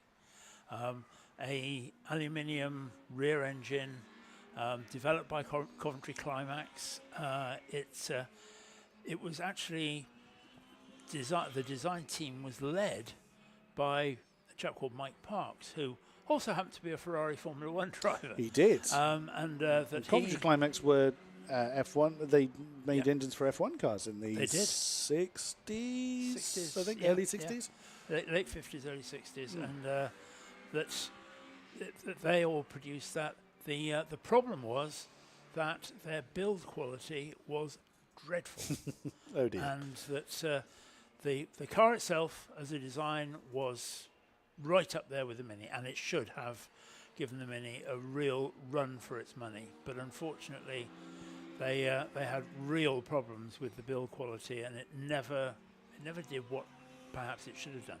As a race car, it was really good. Won the British Saloon Car Championship, the Hillman Imp, and that once you give it to a race team, all the build quality goes out of the window because they start again. True enough. Take everything down to a bare shell, and so therefore they were just left with a cracking design, and worked well. And yeah, absolutely. And Simon Bernard demonstrating the capabilities quite well of the Hillman Imp. It's actually the Wit and Wit empty midget that's directly behind him. Richard Perry hasn't quite made it that far yet, although Richard Perry's up to 14th. So he's done a superb job there. Another comment we've had about talking about races in the dark, Race of Remembrance here every November is 12 hours, split over 2 days. Saturday runs 4 till 10 and then 6 hours in the dark. I've done it for around 10 years now. It's usually horizontal rain too. Yes, that's something that I haven't experienced it, but I'm told here in Anglesey, yes, that they are quite specialist in horizontal rain. Yes. Well, as we said early on in this meeting, that if you look out from here to our right and across the sea, the next thing you see is Nova Scotia. That it's so there's nothing to stop the weather. Yes, very little mitigating circumstances there. I can remember the first time I ever commentated on Race of Remembrance, and I came here and I was with my colleague Graham Goodwin, who I know very well, and that he'd been before. And what they do for Race of Remembrance is that they stop the race. They stop the timing screen at 11:45 on the Sunday, which is Remembrance Sunday, and they have a service of remembrance in the pit lane for all the drivers, and it's a very, very emotional time, and you've got people who are there with all sorts of damage, both physical and emotional, and that Graham said to me, look, just go down and have a look. He said, we're not going to try and cover that. We've got a microphone on it, but that's all. And he knew exactly what he was doing, because I came back up here to the commentary box, and he just looked at me and said, well, and I burst into tears. Well, I could believe. And speaking of Simon Bernard, there he is, just leaving the pit lane. Now, he's just demonstrated the fast as you can pit stop structure that he's utilised in this particular race. Now, with our other grids, because they are combined, because they're combining several different CSCC categories, it's simply easier to have a universal pit lane rule, which is minimum of 90 seconds from breaking the beam at pit lane entry to breaking the beam at pit lane exit. As we can now see Sam Polly, an amazingly tall man, somehow folding himself in one of the smallest cars on the grid. I still marvel at the fact that he does that so well. Whereas in this particular race, we're seeing fast as you can do it. So that involves coming to a halt, engine off, belts off, get out, shut the door, open the door, and reverse the process. Cannot start the engine until the belts are done up properly. You certainly can't move until the belts are done up properly. So time can certainly be won or lost by getting that pit stop procedure as smooth as possible for these drivers, but they won't face a short pit stop penalty, because of course they can, it is as fast as you can, so they get on the road as quickly as they can. Where drivers can fall foul is undoing the belts before they've come to a stop, or killing the engine before it's come to a stop. They must come to a halt before essentially anything has changed. As we now see the Crudgington pair going through their pit stop. So one driver extracting himself from a car that is not easy to extract himself from, in fairness. There's a lot of crash structure around the driver, and trying to wrap yourself around it. Very interesting to see the sticking to the rules very, very closely. That as the arriving driver got out, he was given the high vis took off the high vis for the new driver, and so that there was never a time that a driver was in pit lane without a high vis slip on, and that's part of the rules. So Yes. they're covering all of those bases to make sure that they, although it's as fast as you can, that it still has to be as legal as you can. Absolutely so. And whilst the pit lane is still very, very well lit, there still needs to be obviously illumination of the driver, even if there is someone stood right next to them with a high vis on. There still has to be safety considered across all parts of the race, and something that the CSCC does take very, very seriously. As David Cornwallis, not able to go through the pit stop quite as quickly as some that are a little bit more athletic than he, but he's loved his racing for so many years, and is damned if he's going to stop now. It's very much his thought, and why not? You're here for the fun. You're here to enjoy it. He's not worried about where he finishes, and he's had that car for so many years in those colours. Sorry to cut across you, but when it comes to getting points for what you wear, the high vis with the 24 Hours of Le Mans Commissaire, which is which was on the pit member there, I think he wins the prize for that. That's won your seal of approval there. Oh yes. There's the Witt family MG midgets just leaving the pit lane. So whichever one of the Witts, that's father and daughter that run that particular car. Abigail usually starts, so it is probably father in there now. They may well change depending on how they feel about doing nighttime sessions. Matty Howell in his very brightly coloured Mini. Again, that's been that colour for several years. Did used to run with another one of the Howell family in the 919 Mini in exactly the same colours. So that's confusing. A little, certainly at range. You're actually seeing as well the highlight of the light strip on the numeric part of the car, obviously to help. It helps us in the commentary box, but whoops, get it in neutral first. There you go. But it helps the officials as well keep an eye, identify at range who is who. Not everybody has their door panels as well lit as that, but most have something that highlights their number. I think they have to be either lit or reflective. Yes, that is my understanding. Every time it's come past, I've been meaning to comment on this. The Potter and Stowe car is not only green in colour, but they've got green Christmas tree lights. I know it's an LED strip, but it just makes me think of Christmas tree lights on right. that car. On stream now is the 119. That's Ian Bergen in the Frog Eye. And yes, that lump of scaffolding behind the car, behind the driver's head, is there by design. Oh, it's sounds uncomfortable trying to get a gear when it's just been started. Yeah, when it's hot and sticky. The Frog Eye was known in the US, and we know that we've got lots of people listening to us in the US, as a bug eye rather than a frog eye. But the outcome's the same. It's a charming, charismatic, ugly racing car. Absolutely so. Absolutely so. But again, a car that is, the little car that could. It's a very capable machine. Yeah, and we know that the Frog Eye, Bug Eye, call it what you will, was the first of the sprites. Once they got to the Mark II Sprite, they also made the MG Midget as well. Identical cars, just a different badge on the front. But that's what BMC did back in those days. So that, just to make it doubly complicated, that the Mark I MG Midget is the Mark II Sprite. Okay.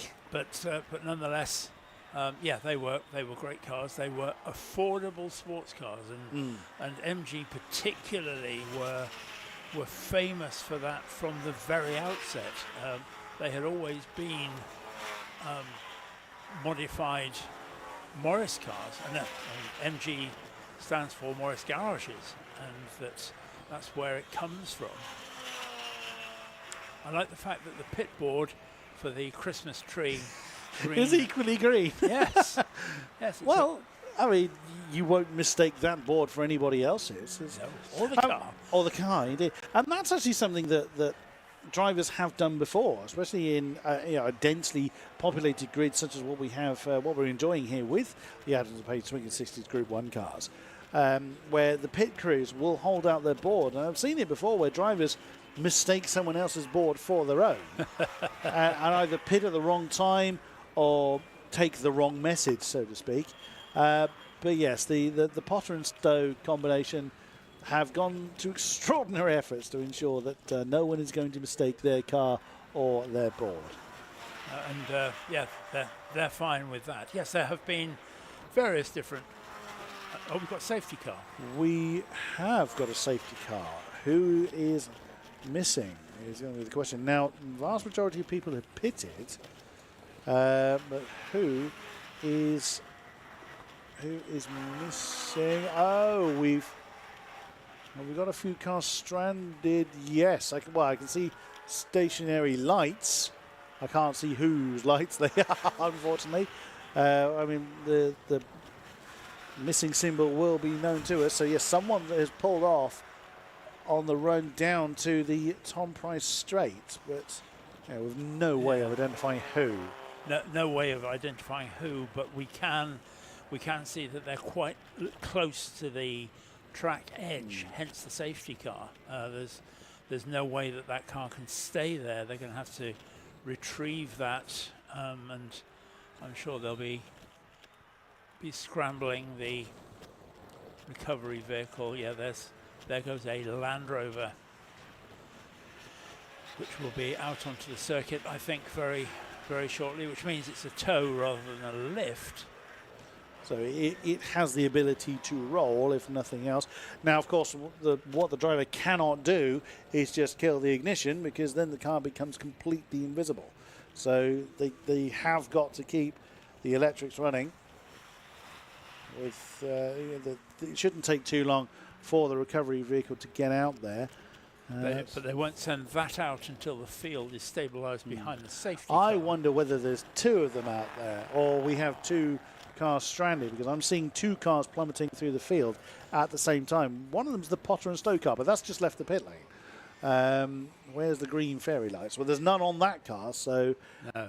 It isn't that one. The other one is the 166 car, which is the Thomas and Brian Alfa Romeo. That's the other one that's plummeting through the field. It's just gone past. Oh, good spot. So who then? That is going quite slowly, though, but I mean, obviously we accept that this is under safety car conditions. Yeah. So who is missing is the ultimate question. Well, it'll eventually come up on our timing screen as a car that hasn't broken a timing beam for a given period of time. It is still stranded there at the moment. Yeah, and because of the darkness, Chris, it's they're going to be doubly careful on something like this, and that they're going to have to wait until the whole field is behind the safety car, rather than have any wild cars which are trying to catch up. And so I think probably we're going to see just a little bit of time whilst everybody catches up behind the safety car. The Land Rover is now off up the hill and towards Rocket, and obviously he's going to have to go all the way around the circuit to get to that stricken vehicle. Indeed he does. And everybody is now pretty much lined up behind the safety car. We have got a couple of cars in the pits that have been caught out by the red light, which has caught a few people out. Oh, it's the 173 car. It's Connor Kay in his MG Midgets. That's the one that's been highlighted as missing in action. And we had no way of identifying that from here, but hopefully Connor Kay is all right, and it is a mechanical malady rather than an accident. Obviously the electrics still work, and like you say, Paul, if it's not a snatch vehicle that's gone out there, it can at least, not a flatbed that's gone out there, it can at least roll. So with any luck, it is not seriously damaged. It is just the engine has decided it doesn't want to play ball anymore. Pit lane has now gone green, so the cars that were caught out behind it have now gotten going again, but they'll be a lap down to the rest of the field. That's the unfortunate nature of the safety car. It can giveth and it can taketh away. One thing it has taken away is James Hughes' lead. Now he'll have Sam Polly and Matty Howell breathing down his exhaust pipe again, which would be great fun for us when the safety car gets going again. Yes, that's something to look forward to. We have 13 minutes left to run of this race, so plenty of time for shenanigans all the way down the field, and that's going to be certainly something to watch out for.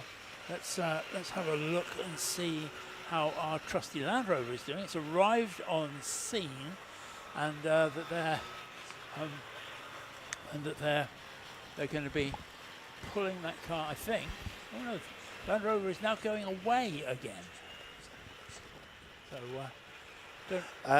so there has been an incident that we've just been updated by David Smitheram. Thank you very much, kind sir.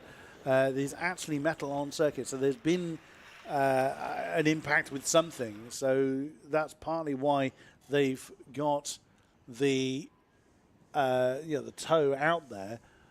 Now, confused. also the rescue unit has just been deployed. Now that's probably because there's been an impact of some description, so hopefully it's not needed to a huge degree, but again, safety first, especially in the dark. Now a flatbed has gone out to it, so not only are they having to retrieve segments of car, but it would seem that the car cannot move under its own steam. This is going to take a little while to sort itself out, and we're now down to 11.5 minutes left in the race. I would hope that we can get it washed up and polished by the time we get to 11.5 minutes, but we'll have to wait and see. The rescue unit is not in a hurry, which in a manner of speaking is if it was in a hurry, then there would be a bigger concern over Connor Kay, but as it's taking its time, hopefully is an indication that he is all right. It's a precautionary visit more than an urgent one. Yep, we shouldn't speculate at this stage, but certainly there is now quite a lot of work going on there, because the flatbed has arrived as well. So we've got the stricken car and the flatbed and the Land Rover are all up there. This is on the run down from Rocket towards the corkscrew before they turn left to go up the Tom Price straight. It's a reasonably straight bit of road, so it's hard to know exactly what might have happened there. But all credit also to the safety car crew who have picked up our leader, and that we have the whole field now in the best order that we can expect. Absolutely. So we will report on that when we know more. Now that's interesting. The rescue unit has pulled off the circuit, so that would indicate to me that situation has been called off. Yes, the flashing blue lights have been extinguished on that unit, so that is an indication that it's no longer required. We can only guess at this stage. The recovery unit's still on site, dealing with whatever situation has arisen up there. Dawn has begun to break. Let's try that entire sentence again. Dawn has begun to break. Who's doing your English translation, Chris? Somebody certainly needs to. So, yeah, daylight will start to become part of our broadcast fairly soon. Those watching on stream, it's not as bright as it looks yet. The camera is accentuating the daylight. Yes, it is, isn't it? It looks very, very light there. It's if you look at the window, it's nowhere near that light yet. No. Looking across to the backstretch between us and the sea, it's still Pretty dark. pretty pitch black, and but that's certainly, and it's going to stay that way certainly for the rest of this race and quite a bit of the next, I would imagine. Still work going on up at the site of the recovery, and that seeing that out there, we've only got 8 minutes left of this, and I'm not convinced that there is less than 8 minutes work to get that recovered. Dave Smith in the room again has just updated me, so he's in contact with the recovery crews. So the reason why the Connor K's midget cannot move under its own steam is because the front left, I think he said, suspension has collapsed. Ah, right. But it was not due to impact. The metal debris turned out to be a spanner. Oh dear. So someone's going to get a telling off for that, I dare say, but that's serious stuff. I confess I did have a bit of a chuckle to myself, but it is actually, that is not good. That could have struck another car at pace. So, oh dear, someone in Connor K's pit is going to... if it's his car. Granted, again, the assumption is it's his car because that is the one that is missing in action. Everyone else has crossed the timing line at some stage. So, yes, it can only be Connor's car. And the only thing worse than that is if you have your appendix out and they find a spanner inside you. But that would be, yes, having your appendix out is bad enough. That one I can speak on experience of. But, yes, finding something in its place would be somewhat uncomfortable. Yes.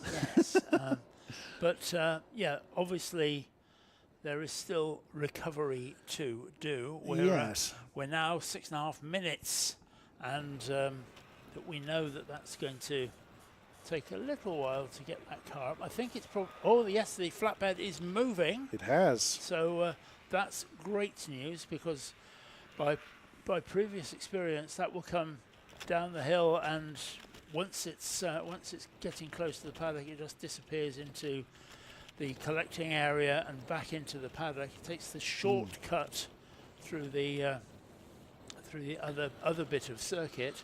It'll come back down now. That's going to be off into the paddock within the next 30 seconds, which probably means we're going to be racing next lap. Next lap, yes, hopefully so. Those watching on stream, you're getting an idea of actually how windy it is out there, because the wind was buffeting the camera quite a bit. You can also see the illuminated grass there. I think it's fair to say that it's not the speed of the cars at safety car pace that's ruffling the grass. It's really quite blustery out there, which does make it somewhat fresh for those that are being battered by the wind at the moment. I love being able to say that whilst we are in a nice warm commentary. Yes.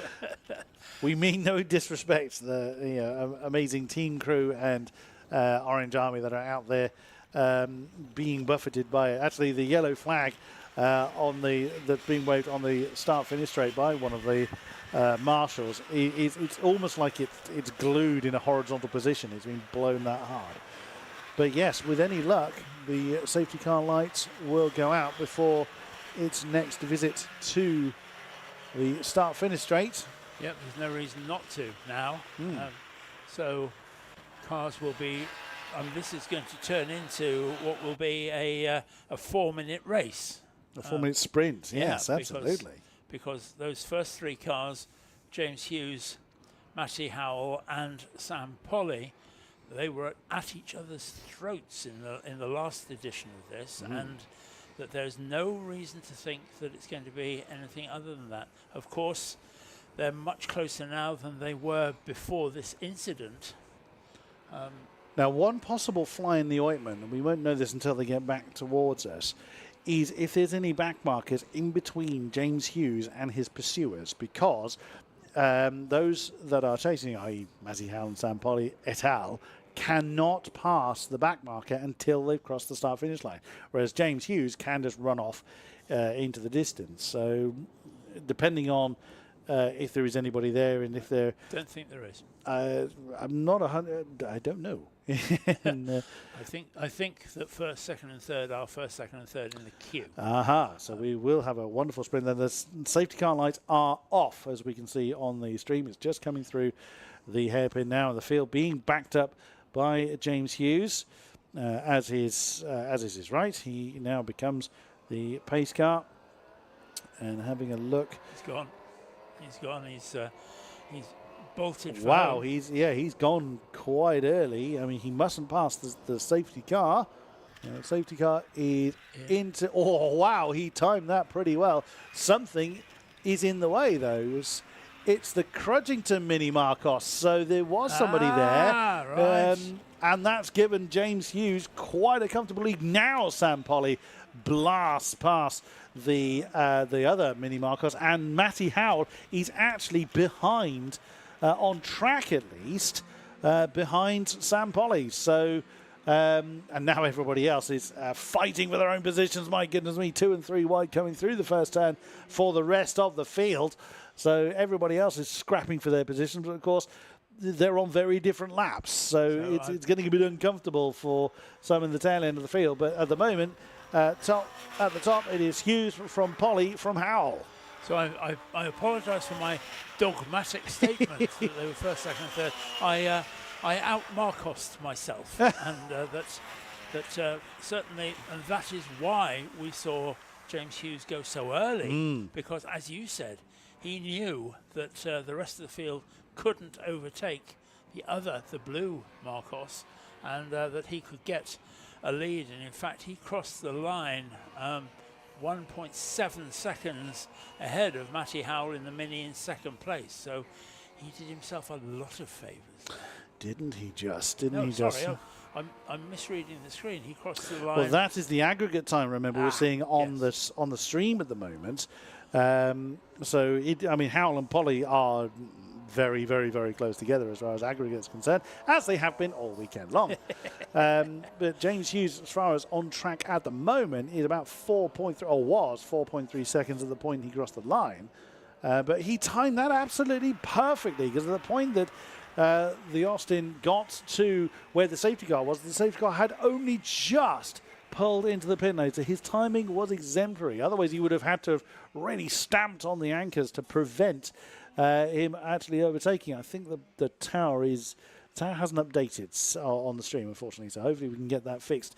But looking at the timing screen, it is Hughes from Polly from Howell, as we can see on track. 4.4 seconds separates James Hughes and Sam Polly. Another 3.6 back to Howell at the moment. So, yeah, the tower is actually showing Connor Kay as fourth. So, we know Connor Kay has retired from the race, sadly. So, what might have been for the spanner-wielding MG Midget. I shouldn't laugh. I mean no mockery of that. Because, of course, it was a mistake. It's not intended. But it's, thankfully, no harm on that occasion. Other than a collapsed suspension. That'll be expensive probably, but at least he's all right. Here's the main thing. Yes, indeed. And we never like seeing ambulances on track, but thankfully that was stood down very quickly.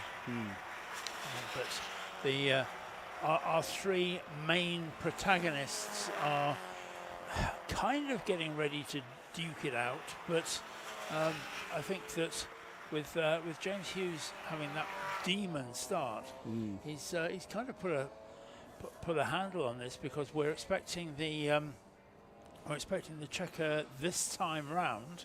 We've come down to 0.0. Here we go. And there it is. The checker. So taking top honours in this third session. I mean, Sam Polly did what he could to close that gap down, but James Hughes played that brilliantly well. So in this third session for the Adams and Page Swinging 60s Group 1 cars, it is Hughes from Polly from Howell in the top three, as the Crudgington car comes over the line It's technically in 12th. So it's actually John Moon in the Austin Healey Lennon GT that takes the 4th position. Then it's the Tippett Norman BMW. So good effort from them. Wow, just seen Simon Benoit fending off the advances of Richard Perry on the way down the line. Now we've got a mass stream of cars coming over the line far quicker than I can read them out. So I'm just going to wait for them to finish before I attempt to read out who's finished in which position. But it is Hughes from Polly, from Howell, from Moon, from Bergin is your top 5. When the graphic comes up, we will confirm who has finished where. And the tower is it's been poked and prodded into submission. It is showing how they've actually crossed the line. So yes, James Hughes at the top of the tower with Sam Polly, Matt Howell in 3rd, John Moon 4th, Ian Berger 5th. Then the Tippett Norman car in 6th, with Simon Benoit finishing in 7th in the end in the Hillman Imp, chased home by a determined Richard Perry. Bearing in mind that Richard Perry started at the back. That's a storming effort to finish inside the top 10. And it's the Whit and Whit MG Midget with Tim Cairns, the veteran of the CSCC, has been taking part in CSCC races every year that there have been CSCC races, almost every single event. You count on one hand how many he's ever missed. It's such has been his dedication to the club is absolutely wonderful to see. Then it is the 166 car that has come over the line in 11th place, or is currently showing as 11th, I should say. That's the Thompson Bryan car. So when the graphic does show the final finishing positions, we'll run through those. I think that's everybody now still running, has now crossed the line to confirm their finishing position as the Swinging 60s cars leave the circuit. Our next race is already forming in the holding area. Curiously, someone has missed the holding area and is actually coming into the pit lane. Who is that? Would that be a second car? No, it's Richard Perry. He's simply missed. Oh dear. Oh, there's another one that's missed the missed the entrance as well to the holding area. I would like to see is a flood of lights. You can see they turn very hard left as they come into the pit lane. Oh, it's the Witt car. It's the Witt family midget. Missed the entrance. I mean, that sounds like a Brothers Grimm story. We'll give them their due. It is at this current moment in time here in the UK, it is gone 3:30 in the morning. So we can forgive them for the odd faux pas here and there. But we'll get the graphic up soon to confirm the finishing positions for the third session for our second race. It's quite a confusing way to say that, but the third running of the Out of the Page Swinging 60s Group 1 competitors. 22 took the start, 21 found their way home, so still a strong showing from, I think we started with 25, so we haven't lost too many in the course of the weekend, which is always good to see. There's always an element to consider with these races that you are going to have diminishing returns by the very nature of the beast. Yeah, it's endurance by name and endurance by nature, and that certainly I'm very, very impressed by the reliability of the cars of the fields that we've seen, not the individual cars, but I was expecting to see some depleted fields by this stage, but that really hasn't happened. Not by a huge degree, has it? No. They don't build them like they used to. But again, before your time. Before my time, yes. I was a mere child in short trousers. So that was good. I'm spoilt a bit by the problems that we had, but let's have a look at the grid for our next race. Our next race, yes. So it is the Future and Modern Classics. So anything 70s, 80s, and 90s. And starting on the front row, it's the Hamilton brothers in the number 27. So it's a two-car team. The Ginetta G20s. Roger has the red one. Nick has the blue one. We saw Roger out in the red one in the first opening, in their first race of the weekend. It could be that instead of changing car in the pit stop, that they've opted to do 2 races with the red one and 2 with the blue one. So we will see which one, whether it's Roger or Nick taking the start. Sorry to interrupt you, but it was the blue one in the second race. So hopefully it'll be Roger then in the red one if they're alternating which round it is. So both of the Hamilton brothers have come out to play so far. We'll see which one takes the start this time. Alongside him is Luke Plummer in the number 16 Ginetta. Then on row 2, Ryan Moe in the number 47 Porsche alongside Chris Boone in that growling, beautiful Jaguar. Yes, I am a little bit partial to it, and I make no apology for it. As they are now leaving the holding area. Then it's the Kennedys in their Nissan Skyline, the Winfield liveried Skyline GTR in 5th place, alongside Keir Edmonds in the Porsche 911 Carrera, that beautiful Martini liveried Porsche. In 7th is the Gilby Molyneux BMW, the number 31 car, alongside the Smith and Spooner BMW on row 4. Row 5 is the 195, that's Andy Bailey in his Mazda MX-5, alongside the Dan Stewart Ray Ingman Jaguar, beg your pardon, number 28. Row 6 is the Reese Moody Mazda MX-5, number 96, and then it's car 68, which is the other Mazda MX-5 of Steve Robinson. So that's row 6. Row 7 is the Beswick and Baker Toyota MR2, car number 5, alongside Chris Pidcock and Andy Thompson in the 131 Porsche 924. And then on row 8 is the Wrights and the number 25 Porsche, alongside Jeff Beal, who got the tail really wagging in the Talbot Assembly Motors. I take it the second session didn't go very well. No, it didn't. No, for Jeff. There was a problem for that car. I have a question for our listeners and viewers, because a very knowledgeable group of people we have out there, that with the Wingfield Toyota Nissan Skyline, that's obviously a tribute colour scheme, and it was an Australian car, but I can't think who ran the original car. So if you can think who ran the original Nissan Skyline in Wingfield colours in Australia, love to hear from you. There you go, challenge set. Homework has been set by Headmaster. Because it was the Skyline was nicknamed Godzilla out in Australia, wasn't it? The beast from the east or something like that. It absolutely decimated touring car racing for a period of time. Now that particular car in the hands of the Kennedys is more built for endurance racing, so they were quite confident coming into this weekend. They could have maxed out the power and get 600 plus out of it, but they wanted to race it in the places like Nürburgring, in endurance trim. So it's got about 500, so it's still a lot of fun to drive.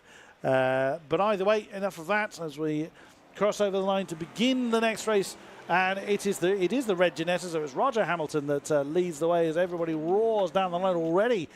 Chris Boone is having to defend quite heavily coming through the first turn. Everybody has made it through safe and sound.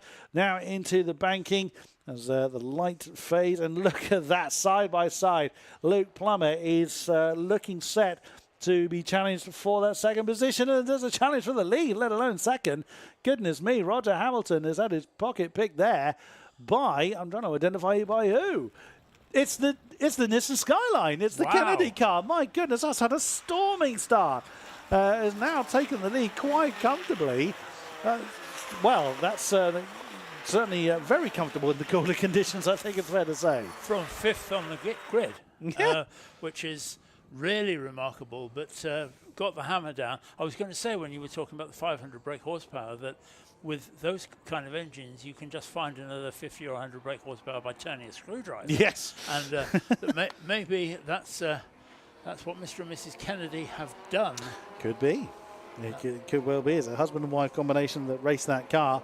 They race a variety of different things. One of the cars in their camp is or was a Fiat Abarth. I mean, you couldn't get to opposite ends of the spectrum if you tried.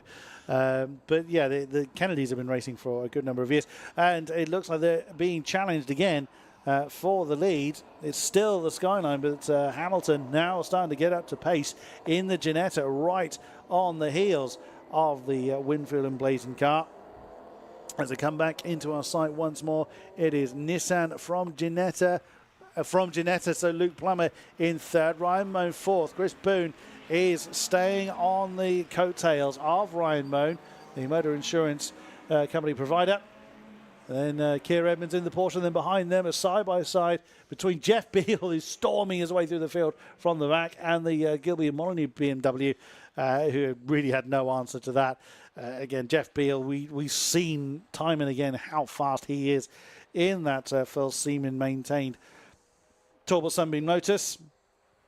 Again, just watch Jeff Beale, because he is like a hot knife through butter through this grid, and really got the bit between his teeth. So lots to prove, and I think we're going to see him right up towards the front in not many laps. No, absolutely so. He's well through the midfield of this group already. As you can see on the stream, as the dawn is beginning to break, so the horizon, it doesn't look as light as that from our commentary position, but the camera can accentuate the light a little bit. So the field kind of breaking into three almost. You've got that front group, the middle group, and then the trio at the back, which is what we had in the opening race as well. It's the Mazda MX-5s that are battling for wooden spoon avoidance. They've also got that lovely Martini-esque flavoured Toyota MR2 joining them as well. So we'll see then who comes back into our sight. As I hear in the commentary box, we've lost sight of all of them, as we can't see onto the Tom Price straight from here. Here they come. So it's the same order that they left us, but still very, very heavily condensed. It's a massive belch of flame from the exhaust from the Nissan Skyline. And now here comes the ever-determined, is like a terrier chasing a ball, is Jeff Beale in the Talbot Sunbeam Lotus. I mean, it's small enough to be described in such terms. But he can do such amazing things in that car. And looks like Plummer is challenging Hamilton. They were side-by-side coming through the banking. I think it's the red Ginetta. It is indeed the red Ginetta that still leads the silver one. The Kennedys utilising the power of the Skyline along that back straight, but then the nimbleness, using that as a word, close enough at this time of the morning, of the Ginettas in particular, really then helped them close that gap down. Yeah, it's perhaps worthy of note that the Nissan obviously is turbocharged, and that might just be having a bit of an effect at this time of day. Oh, that's getting close. That's getting very close. But it's still the Nissan, the Ginetta G20s behind, and we talked earlier on in the broadcast about the fact that they are sort of cousins of the G4, which is an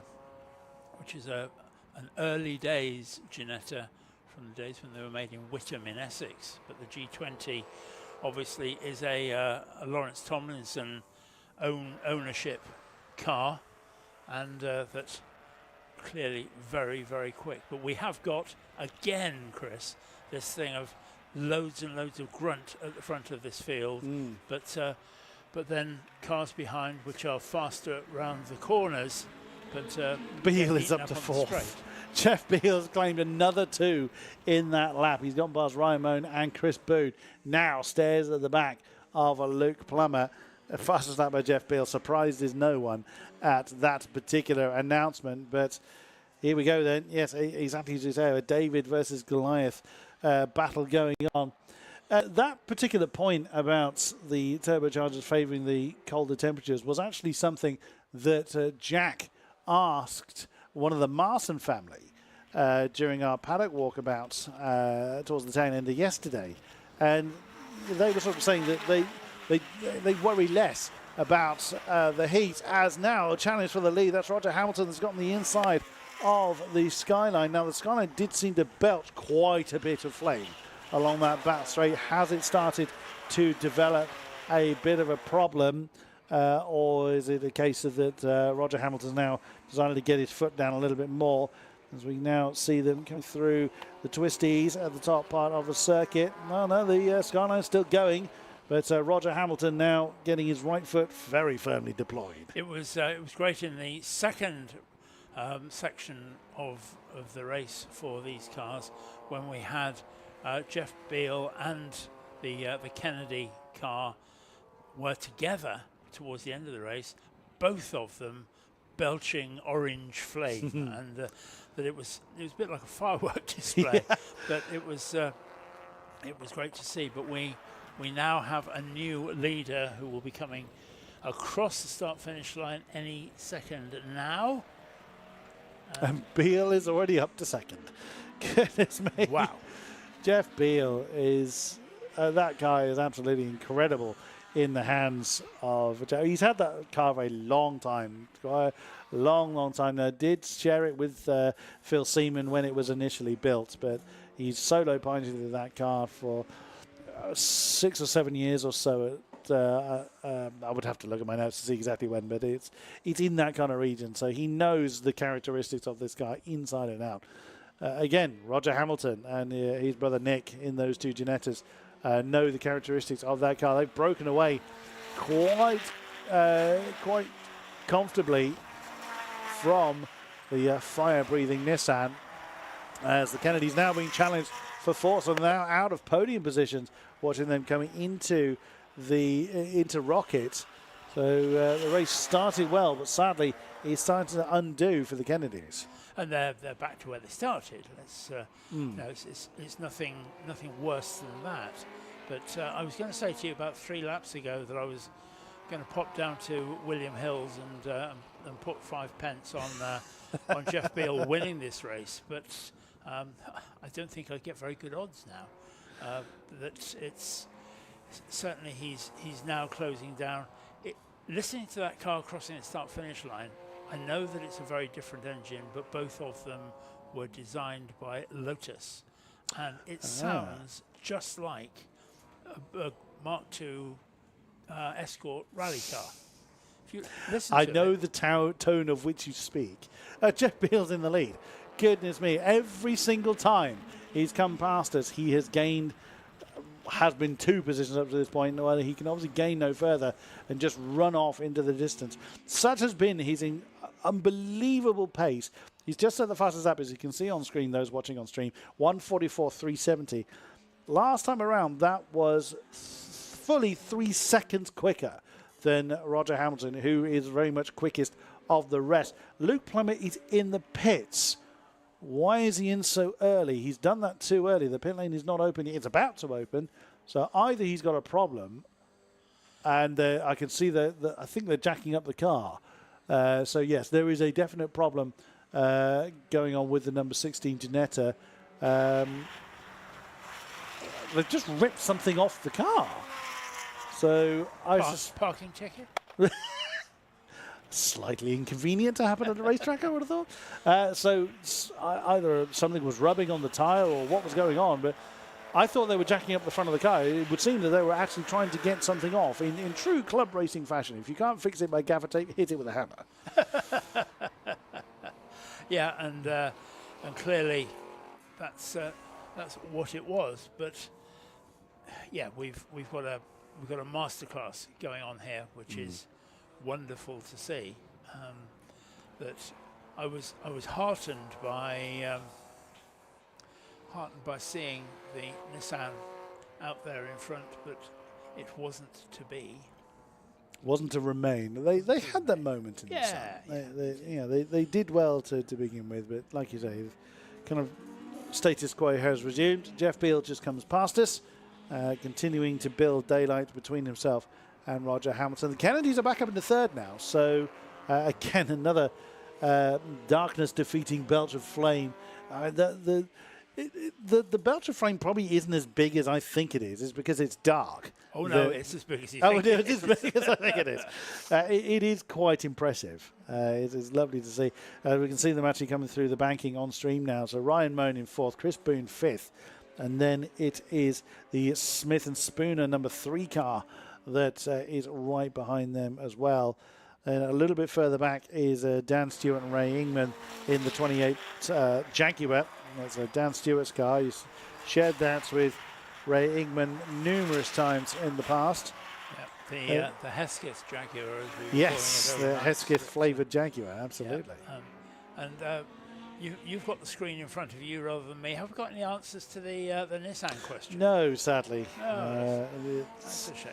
A bit of a shame there, yes. Yeah, Wingfield Nissan, as it ran in Australia. So get your books out, see what you can find. See who has the answer first. Yeah, absolutely. Yeah. Also at the back of the field, the Mazda MX-5s again are locked in battle as they were. Certainly in the first race. Was it the same again in the second race? Of course, that was when I was having my break. Yep. They were entertaining from the tail of the field. As they always were. Absolutely. My son and I ran Mazdas in the BRCC Championship for a few years. When I say we ran them, I paid for it and he drove it. But great fun, great experiences. Fastest lap for the Kennedys. That'll be a fastest personal lap for the Kennedys, which 1:45.393. Yeah, it does. It has flashed up there, and I have seen that a few times in the course of the stream. But the fastest lap of the race still belongs to Jeff Beal with that 44.3. Okay. But that's the Kennedys' personal best thus far. Which, now that people are in their groove and the pecking order has been established, although the tower actually shows the fastest lap belonging to the Kennedys. That does actually still belong to Jeff Beal, so that's sadly incorrect. They'd love it if it would be great to see if the Kennedys were able to outpace that mighty Talbot Sunbeam Lotus. But at the moment, the pace advantage still belongs to the little terrier, as I called him earlier on. I'm sure he'd be delighted. I'm sure he's been called worse in his lifetime. I'm sure we all have. Also true. But so Jeff Beal now sitting there with a strong lead. The sky is getting a bit brighter, and as you said already, Chris, it's nowhere near as bright as it looks on screen. But nonetheless, it is. We are now into tomorrow. Well, yes, tomorrow has definitely arrived. Well, we were nowhere near getting the lights removed. There will be a point, a designated point in the weekend where the external lighting can be removed. And is that race leader in? It is indeed. Jeff Beal has brought his car in. He's decided that he's had his fun up front. He's going to let the lead slip back to Roger Hamilton. A couple more have pitted as well. So the Bezic and Baker Toyota MR2 is in, along with Steve Robinson in the blue and orange Mazda. Anyone else going to visit the pit lane? Not as yet. So everyone's still minding their own business out there.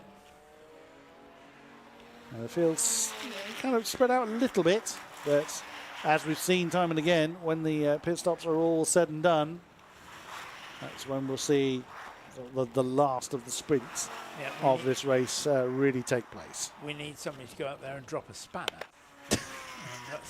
I fear we may be told off if we were to try and do such things. You think so? I don't think we'll be invited back. No, I think you're probably right. We're seeing on the screen there the cars going round the banking, one of two hairpins on this glorious Anglesey Circuit, and that it's been another fastest lap for Stephen Robinson. That's going to be his fastest lap.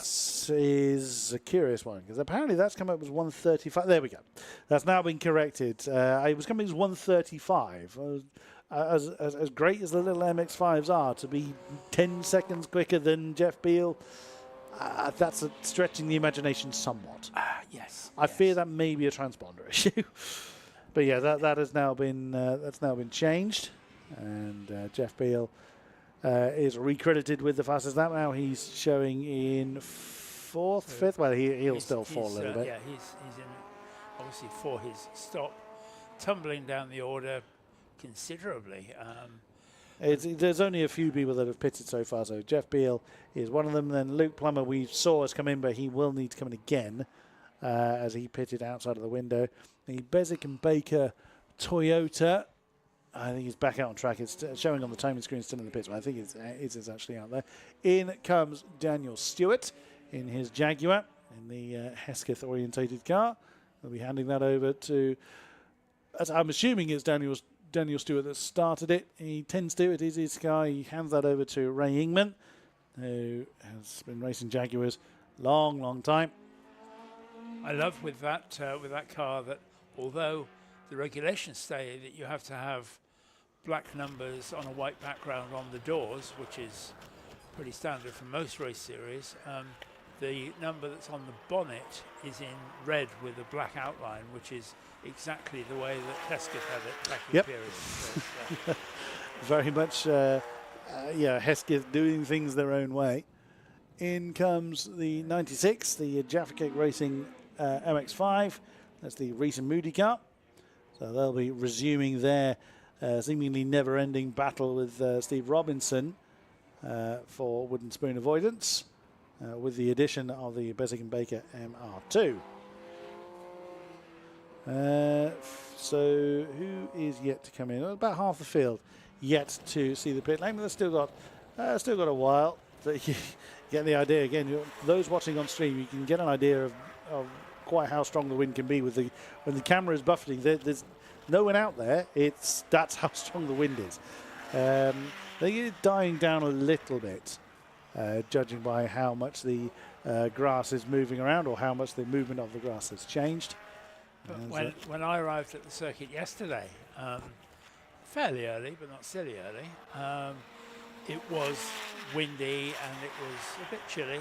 And certainly I thought, oh dear, we're not in for a great day. Turned out to be an absolutely cracking day. Lovely day yesterday, it was indeed. I'm curious about the potential for rain, as you identified earlier. That's really going to make a difference. If the rain doth fall. Oh, Struth, that was close coming through the banking there. That was, I'm trying to identify who that was. That was that's Andy Bailey. That was very, very close to the back of Keir Edmonds. That is for position. That's sixth that they're fighting for with the Gilby and Molyneux BMW in hot pursuit. So 3 cars in short order. This wind is actually playing havoc with the weather forecasters as well, because we now are forecast a 40% chance of rain at 11 o'clock. But it was 9 o'clock earlier. Yes. Yeah, I mean it was 9, 10 and 11. The 9 and 10 are just cloudy-ish, but 11 o'clock we have a 40% chance of rain, but it's going to be pretty chilly. But we don't get any warmer than 17 degrees for the whole of our racing day. So that's really quite different. I mean, we were into the mid-20s, 23, 24, something like that yesterday. You know, it really was toasty when the sun was shining. So that is really quite significantly different. And it was really showing on a number of cars, namely, or certainly in particular, was Jeff Beale. The tail was wagging all over the place in his car. Yes. A few more pit stoppers. Luke Plummer is in again, but this time for the scheduled stop.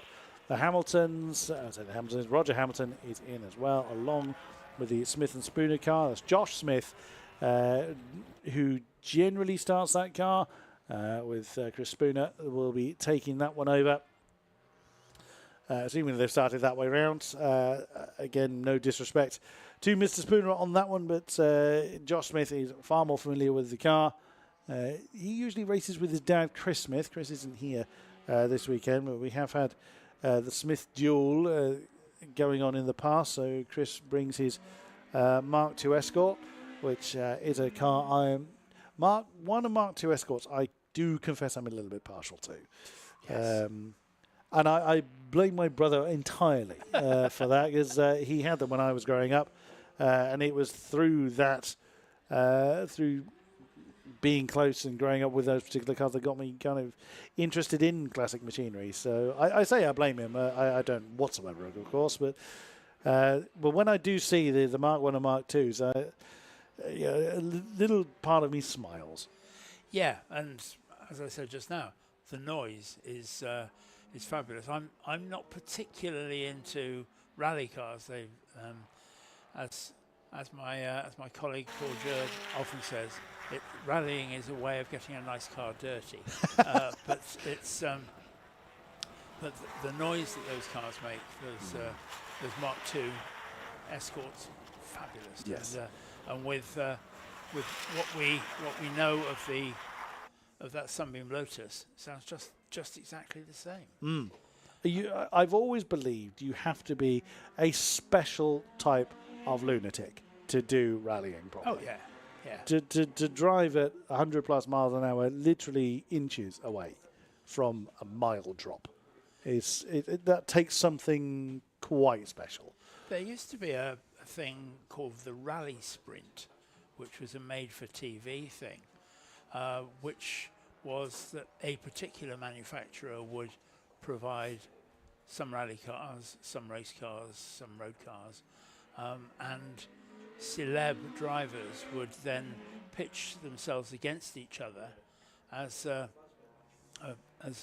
television spectacular, and that always the rally drivers won out. I wonder why. Yeah, and that the rally drivers were quick on the racetrack, but the race drivers were not quite as quick on the rally circuit. And I think that says quite a lot. Absolutely. So, a few more pit stoppers going in. Well, the top three serving their pit stops are the Kennedys, Ryan Moan, and also Keir Edmonds, bringing their cars in to finish off the remaining pit stop requirements, all within the pit stop window, of course. Not much left of the pit stop window, so it is for 15 minutes opened after 10 minutes of the race. That is the standard format for 40-minute races here in the Classic Sports Car Club. So if they pit outside of the window, I believe it's a 2-lap penalty if they miss the pit stop window. If they don't pit at all, it is actually disqualification from the race, so which we haven't seen all weekend. No one forgets to pit. They just tend to forget to pit in time. Is the usual mistake. Yep.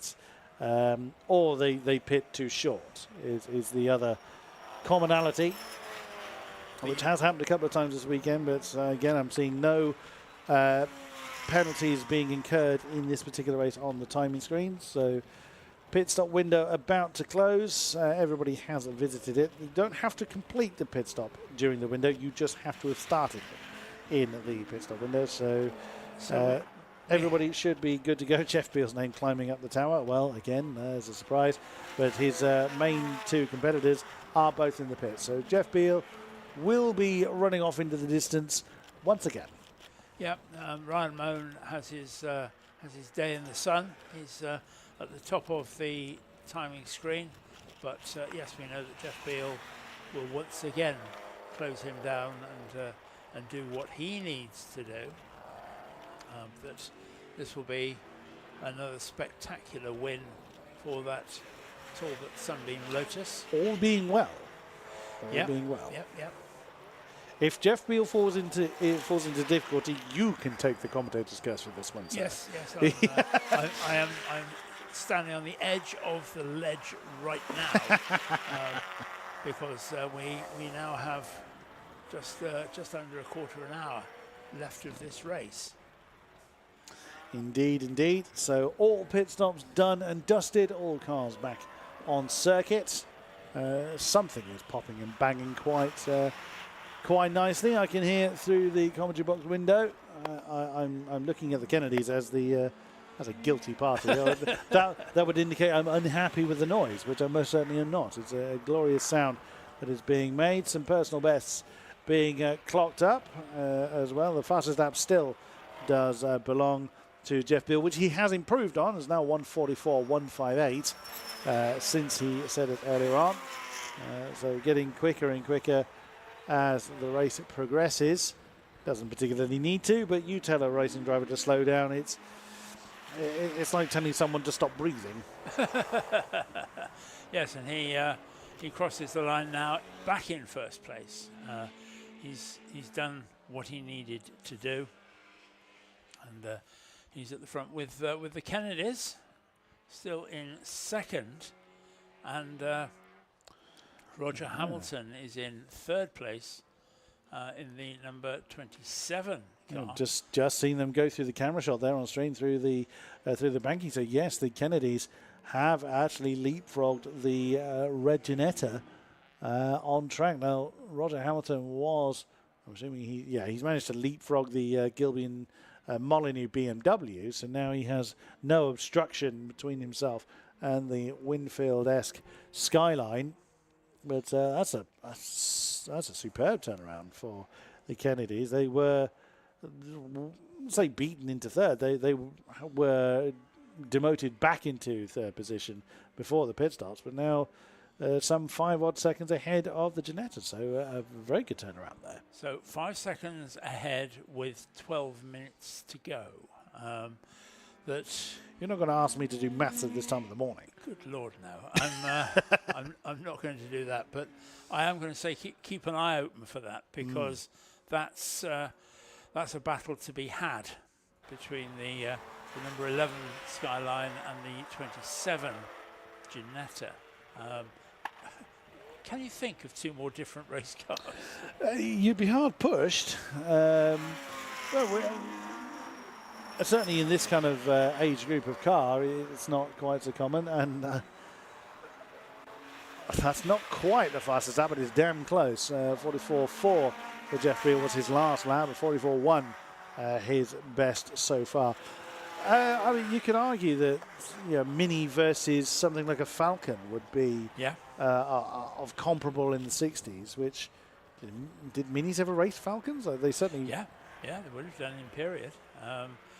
And back in the 60s, what they had was that the British Saloon Car Championship, as it then was actually in classes, so capacity classes, and that therefore it was quite possible for smaller cars to win the championship overall.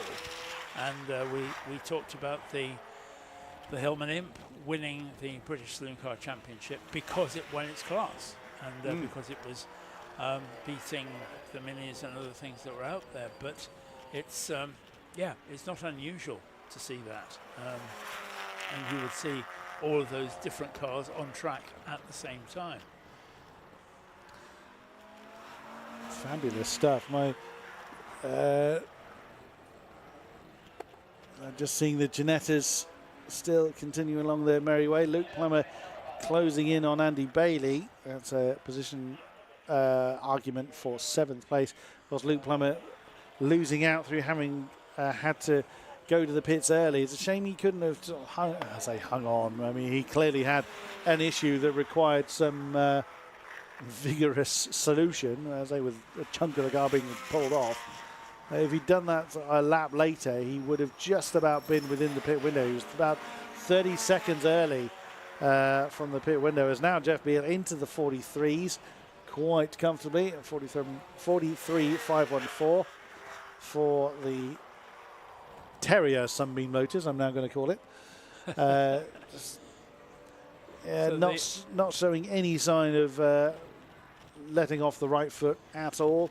Gap between the Kennedys and Roger Hamilton, about 4.3, so it's come down a little, as it were. He went out slightly along the last lap. Yeah, and I think that's at least stabilised, which is, it would be uncharitable to say surprising, but whatever it is, it's working very well for the Kennedys. Absolutely so. Roger Hamilton, he's won races in the Ginetta. He's certainly on for a strong podium finish, if nothing else, at this point in time, with 5.1 seconds separating him and Ryan Moan in his Porsche 944 at the moment, as Luke Plummer has gotten past Andy Bailey in the course of the previous lap. Andy Bailey's MX-5 not really able to answer the call of the Ginetta G20. No, and you wouldn't expect it to. In fairness, no. They are two very, very different cars. But in fairness, Andy Bailey is some distance ahead of the other MX-5 of Steve Robinson and the recent Moody car. And now Jeff Beale is a full second quicker than he was on the previous lap. So he's just going on, and hopefully he's not driving his car into destruction, which I think he did in the previous race. Yeah, and I mean, I suppose in some ways he has nothing to lose. Granted. Because he's not going to get an overall win out of this because of his dramas in the previous race. So it's going to be something different. But yeah, I think probably along with maybe one or two other people, he's treating this as individual races rather than the big one.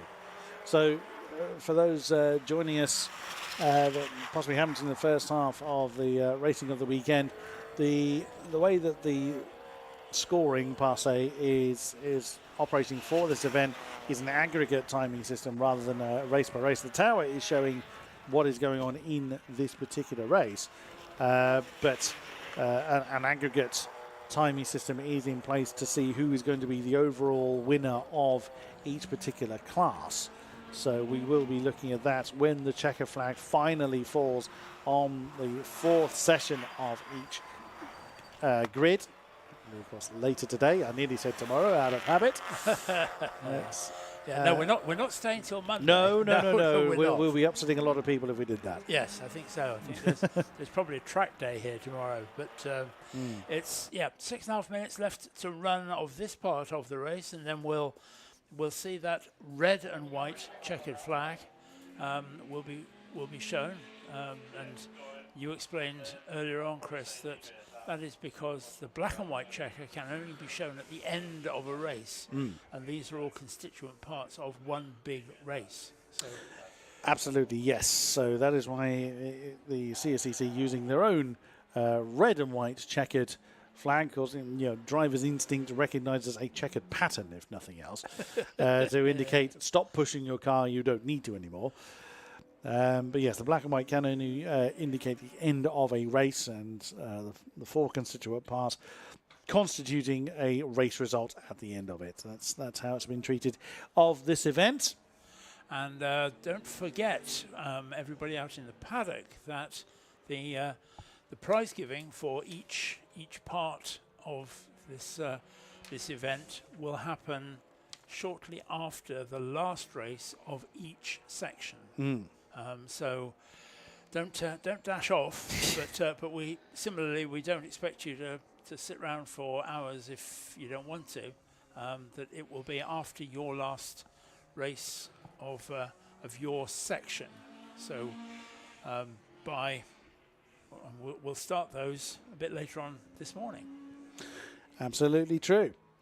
5 minutes remain of this session then. Jeff Beale with now over 13 seconds to himself over the Kennedys in their Godzilla Nissan Skyline, but the gap between the Kennedys and Roger Hamilton has diminished down to about just over 2 seconds at last call. Actually, it's very much less than that now because they've just gone past us, and Roger Hamilton is now very much nipping at the heels of the fire-breathing Nissan. That's half a dozen cars lengths at most between those two cars. Whether Roger Hamilton has been keeping his powder dry, I don't know.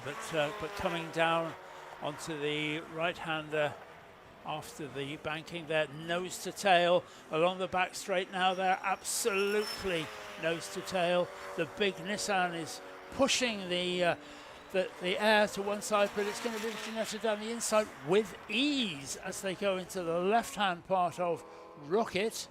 That was so easy. He looked it from our perspective, didn't he? There was no answer that the Kennedys could have put to Roger Hamilton. I'm coming through, or we are both going off. Nothing dangerous, of course, but Roger Hamilton made that statement of intent well before he hit the brake pedal. So now the Ginetta up into second, and then Ryan Moan, as we've just seen on stream, is not that far behind the Kennedys. So I think probably that's Louise Kennedy in the car now, and that she maybe isn't quite as quick as her husband. Perhaps so. Perhaps so. But there we go. We can see on stream once again, just coming through the hairpin. Ryan Moan sees his quarry. Now, last time around, the Porsche was about 0.6 quicker, but with 6 seconds separating them. It doesn't look like there's 6 seconds between them now. We'll see when they cross the line once again. There goes Hamilton. There goes Kennedy. And here comes Moan. That does not look like 6 seconds to me. No. So let's see what the timing screen says. That was a 1:47.7 for the Kennedys, a 1:44.4 for Ryan Moan, a personal best for the Porsche 944. There is going to be that pace difference. There is going to be a challenge for that last podium spot. With less than 2.5 minutes left to run. Absolutely so. You know, Roger Hamilton has given himself enough of a gap that he shouldn't feel the need to defend. But what will the Kennedys be able to deploy against Ryan Moan? Will Ryan Moan be able to close in enough to challenge? That is also a question that needs to be answered, and he has 2 minutes with which to answer it. Yes, and it's going to be very close for that third and fourth place. We've seen Roger Hamilton move up to second in the number 27 Ginetta, but Jeff Beale is home and hosed as far as that is concerned. But it's home and hosed. Home and hosed. Not heard that one. It's a horse racing thing. Having never been a horse, yes, that's where it comes from. But the 63 that's car. putting you off your stride, someone. Yeah, Jeff Beale is going on his imperious way. There's a minute and 10 seconds left to run now, so this is going to be his last lap, and therefore everybody else is as well. They're all starting their last laps. There goes the Nissan, and the gap has kind of stabilized. That's a little bit, yeah. 2.2 seconds last time over the line. So, yeah, it could be that the Kennedys may well just be saved, assuming they have no maladies on the final lap. But unless Ryan Moan has has an incredible turn of pace now, which he has. He's. Oh yes, he has closed in actually.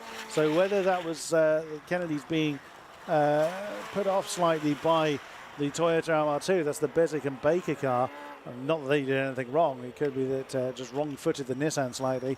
There could be an outside chance for Ryan Moan to steal away the podium spot. I think that there was a bit of yin and yang really with that, because the Bezic car possibly, I wouldn't say impeded because that's the wrong word, but was involved with the speed of the Nissan. But then I think Ryan Moan had the same problem at a different part of the circuit. Nothing that the Toyota could do. It was just in the wrong place at the wrong time. But the car's coming down now for their last lap. There goes the checker for our winner, Jeff Beale. There's a surprise. and the red and white checker shown for all of the field. Looking over to our right now to see who's going to come out. 27 crosses the line there. That's Roger Hamilton. And then it is the Nissan from the Porsche. So it's Louise Kennedy from Ryan Moan for third and fourth. So a good job by everybody on that. Absolutely. It's very, very interesting that we were talking about, you know, that yes, it isn't as light as it looks on screen and all that. When we started this race 40 minutes ago, it is as light as it looks on screen now. It's yes, clearly we can see the cars rather than just the lights. The lights, yes, absolutely so. And that makes a lot of difference. So undoubtedly we have that. And that must be quite difficult when you're driving. You know, probably most of us are pretty familiar with driving as it's getting dark, but not as it's getting light. And it must be difficult to run at racing speeds. It is quite an odd feeling. Certainly when I've had to leave to a circuit very early in the morning, I've had it, but it's hardly comparable driving along the road than it is at racing. So it's not exactly comparable. But yes, again, all those subtle differences to the visual cues that you will instinctively use as a racing driver, and also adding to the fatigue of racing at a early hour in the morning, which generally you're not used to. You're used to the body is used to operating at, shall I say, sensible times. But here is the confirmation before Stewart's intervention of the third race for the Modern Classics and Advantage Motorsport Future Classics. Jeff Beale taking the top spot, Roger Hamilton second, then the Kennedys in third, Ryan Moan fourth, Chris Boone in fifth, Luke Plummer in sixth, Keir Edmonds seventh, Andy Bailey eighth, then the Smith and Spooner car in ninth, with Dan Stewart and Ray Ingman rounding out the top 10, the Gilby Molyneux BMW in 11th, Steve Robinson in 12th, the Beswick Baker Toyota MR2 in 13th, with the Reese and Moody Jaffa Cake Racing MX5 rounding out the field. All starters making it to the end, which in itself is an achievement. It is a tremendous achievement, and as we've already said, I'm very impressed with the reliability of these cars. That the few retirements that we've had have, as much as anything, been through violence rather than anything else, and you know, cars falling off and those kind of things. We've seen the odd puddle in the pit lane, which is something entirely or different. spread up to the pit lane as the last one somewhat in. Yes. I've just thought of the title for my autobiography. Puddle in the pit lane. Yeah, so I think the reliability has been superb, and that long may it continue, because we still have to get through another whole round of these races for the rest of this morning. Yes, we are fast approaching 3/4 of the racing complete. So 2 more races of this group remain, and then the final rounds, or final sessions that actually conclude the racing overall later today. But for now, it is time for us to have a bit of a break, a bit of a rest, and then racing will resume with the fourth group. Fourth grid, should we say, which is the Goldust Magnificent Sevens, the Liqui Moly Slick Series, Wasp New Millennium, and the Virim Builders Open Series, due to kick off around about 6:05 UK time. But for now, we shall bid you a farewell. Thank you very much to those that have joined us thus far, and we do hope to enjoy your company later on in the day. But for now, thank you very much, and we will see you later. Bye-bye.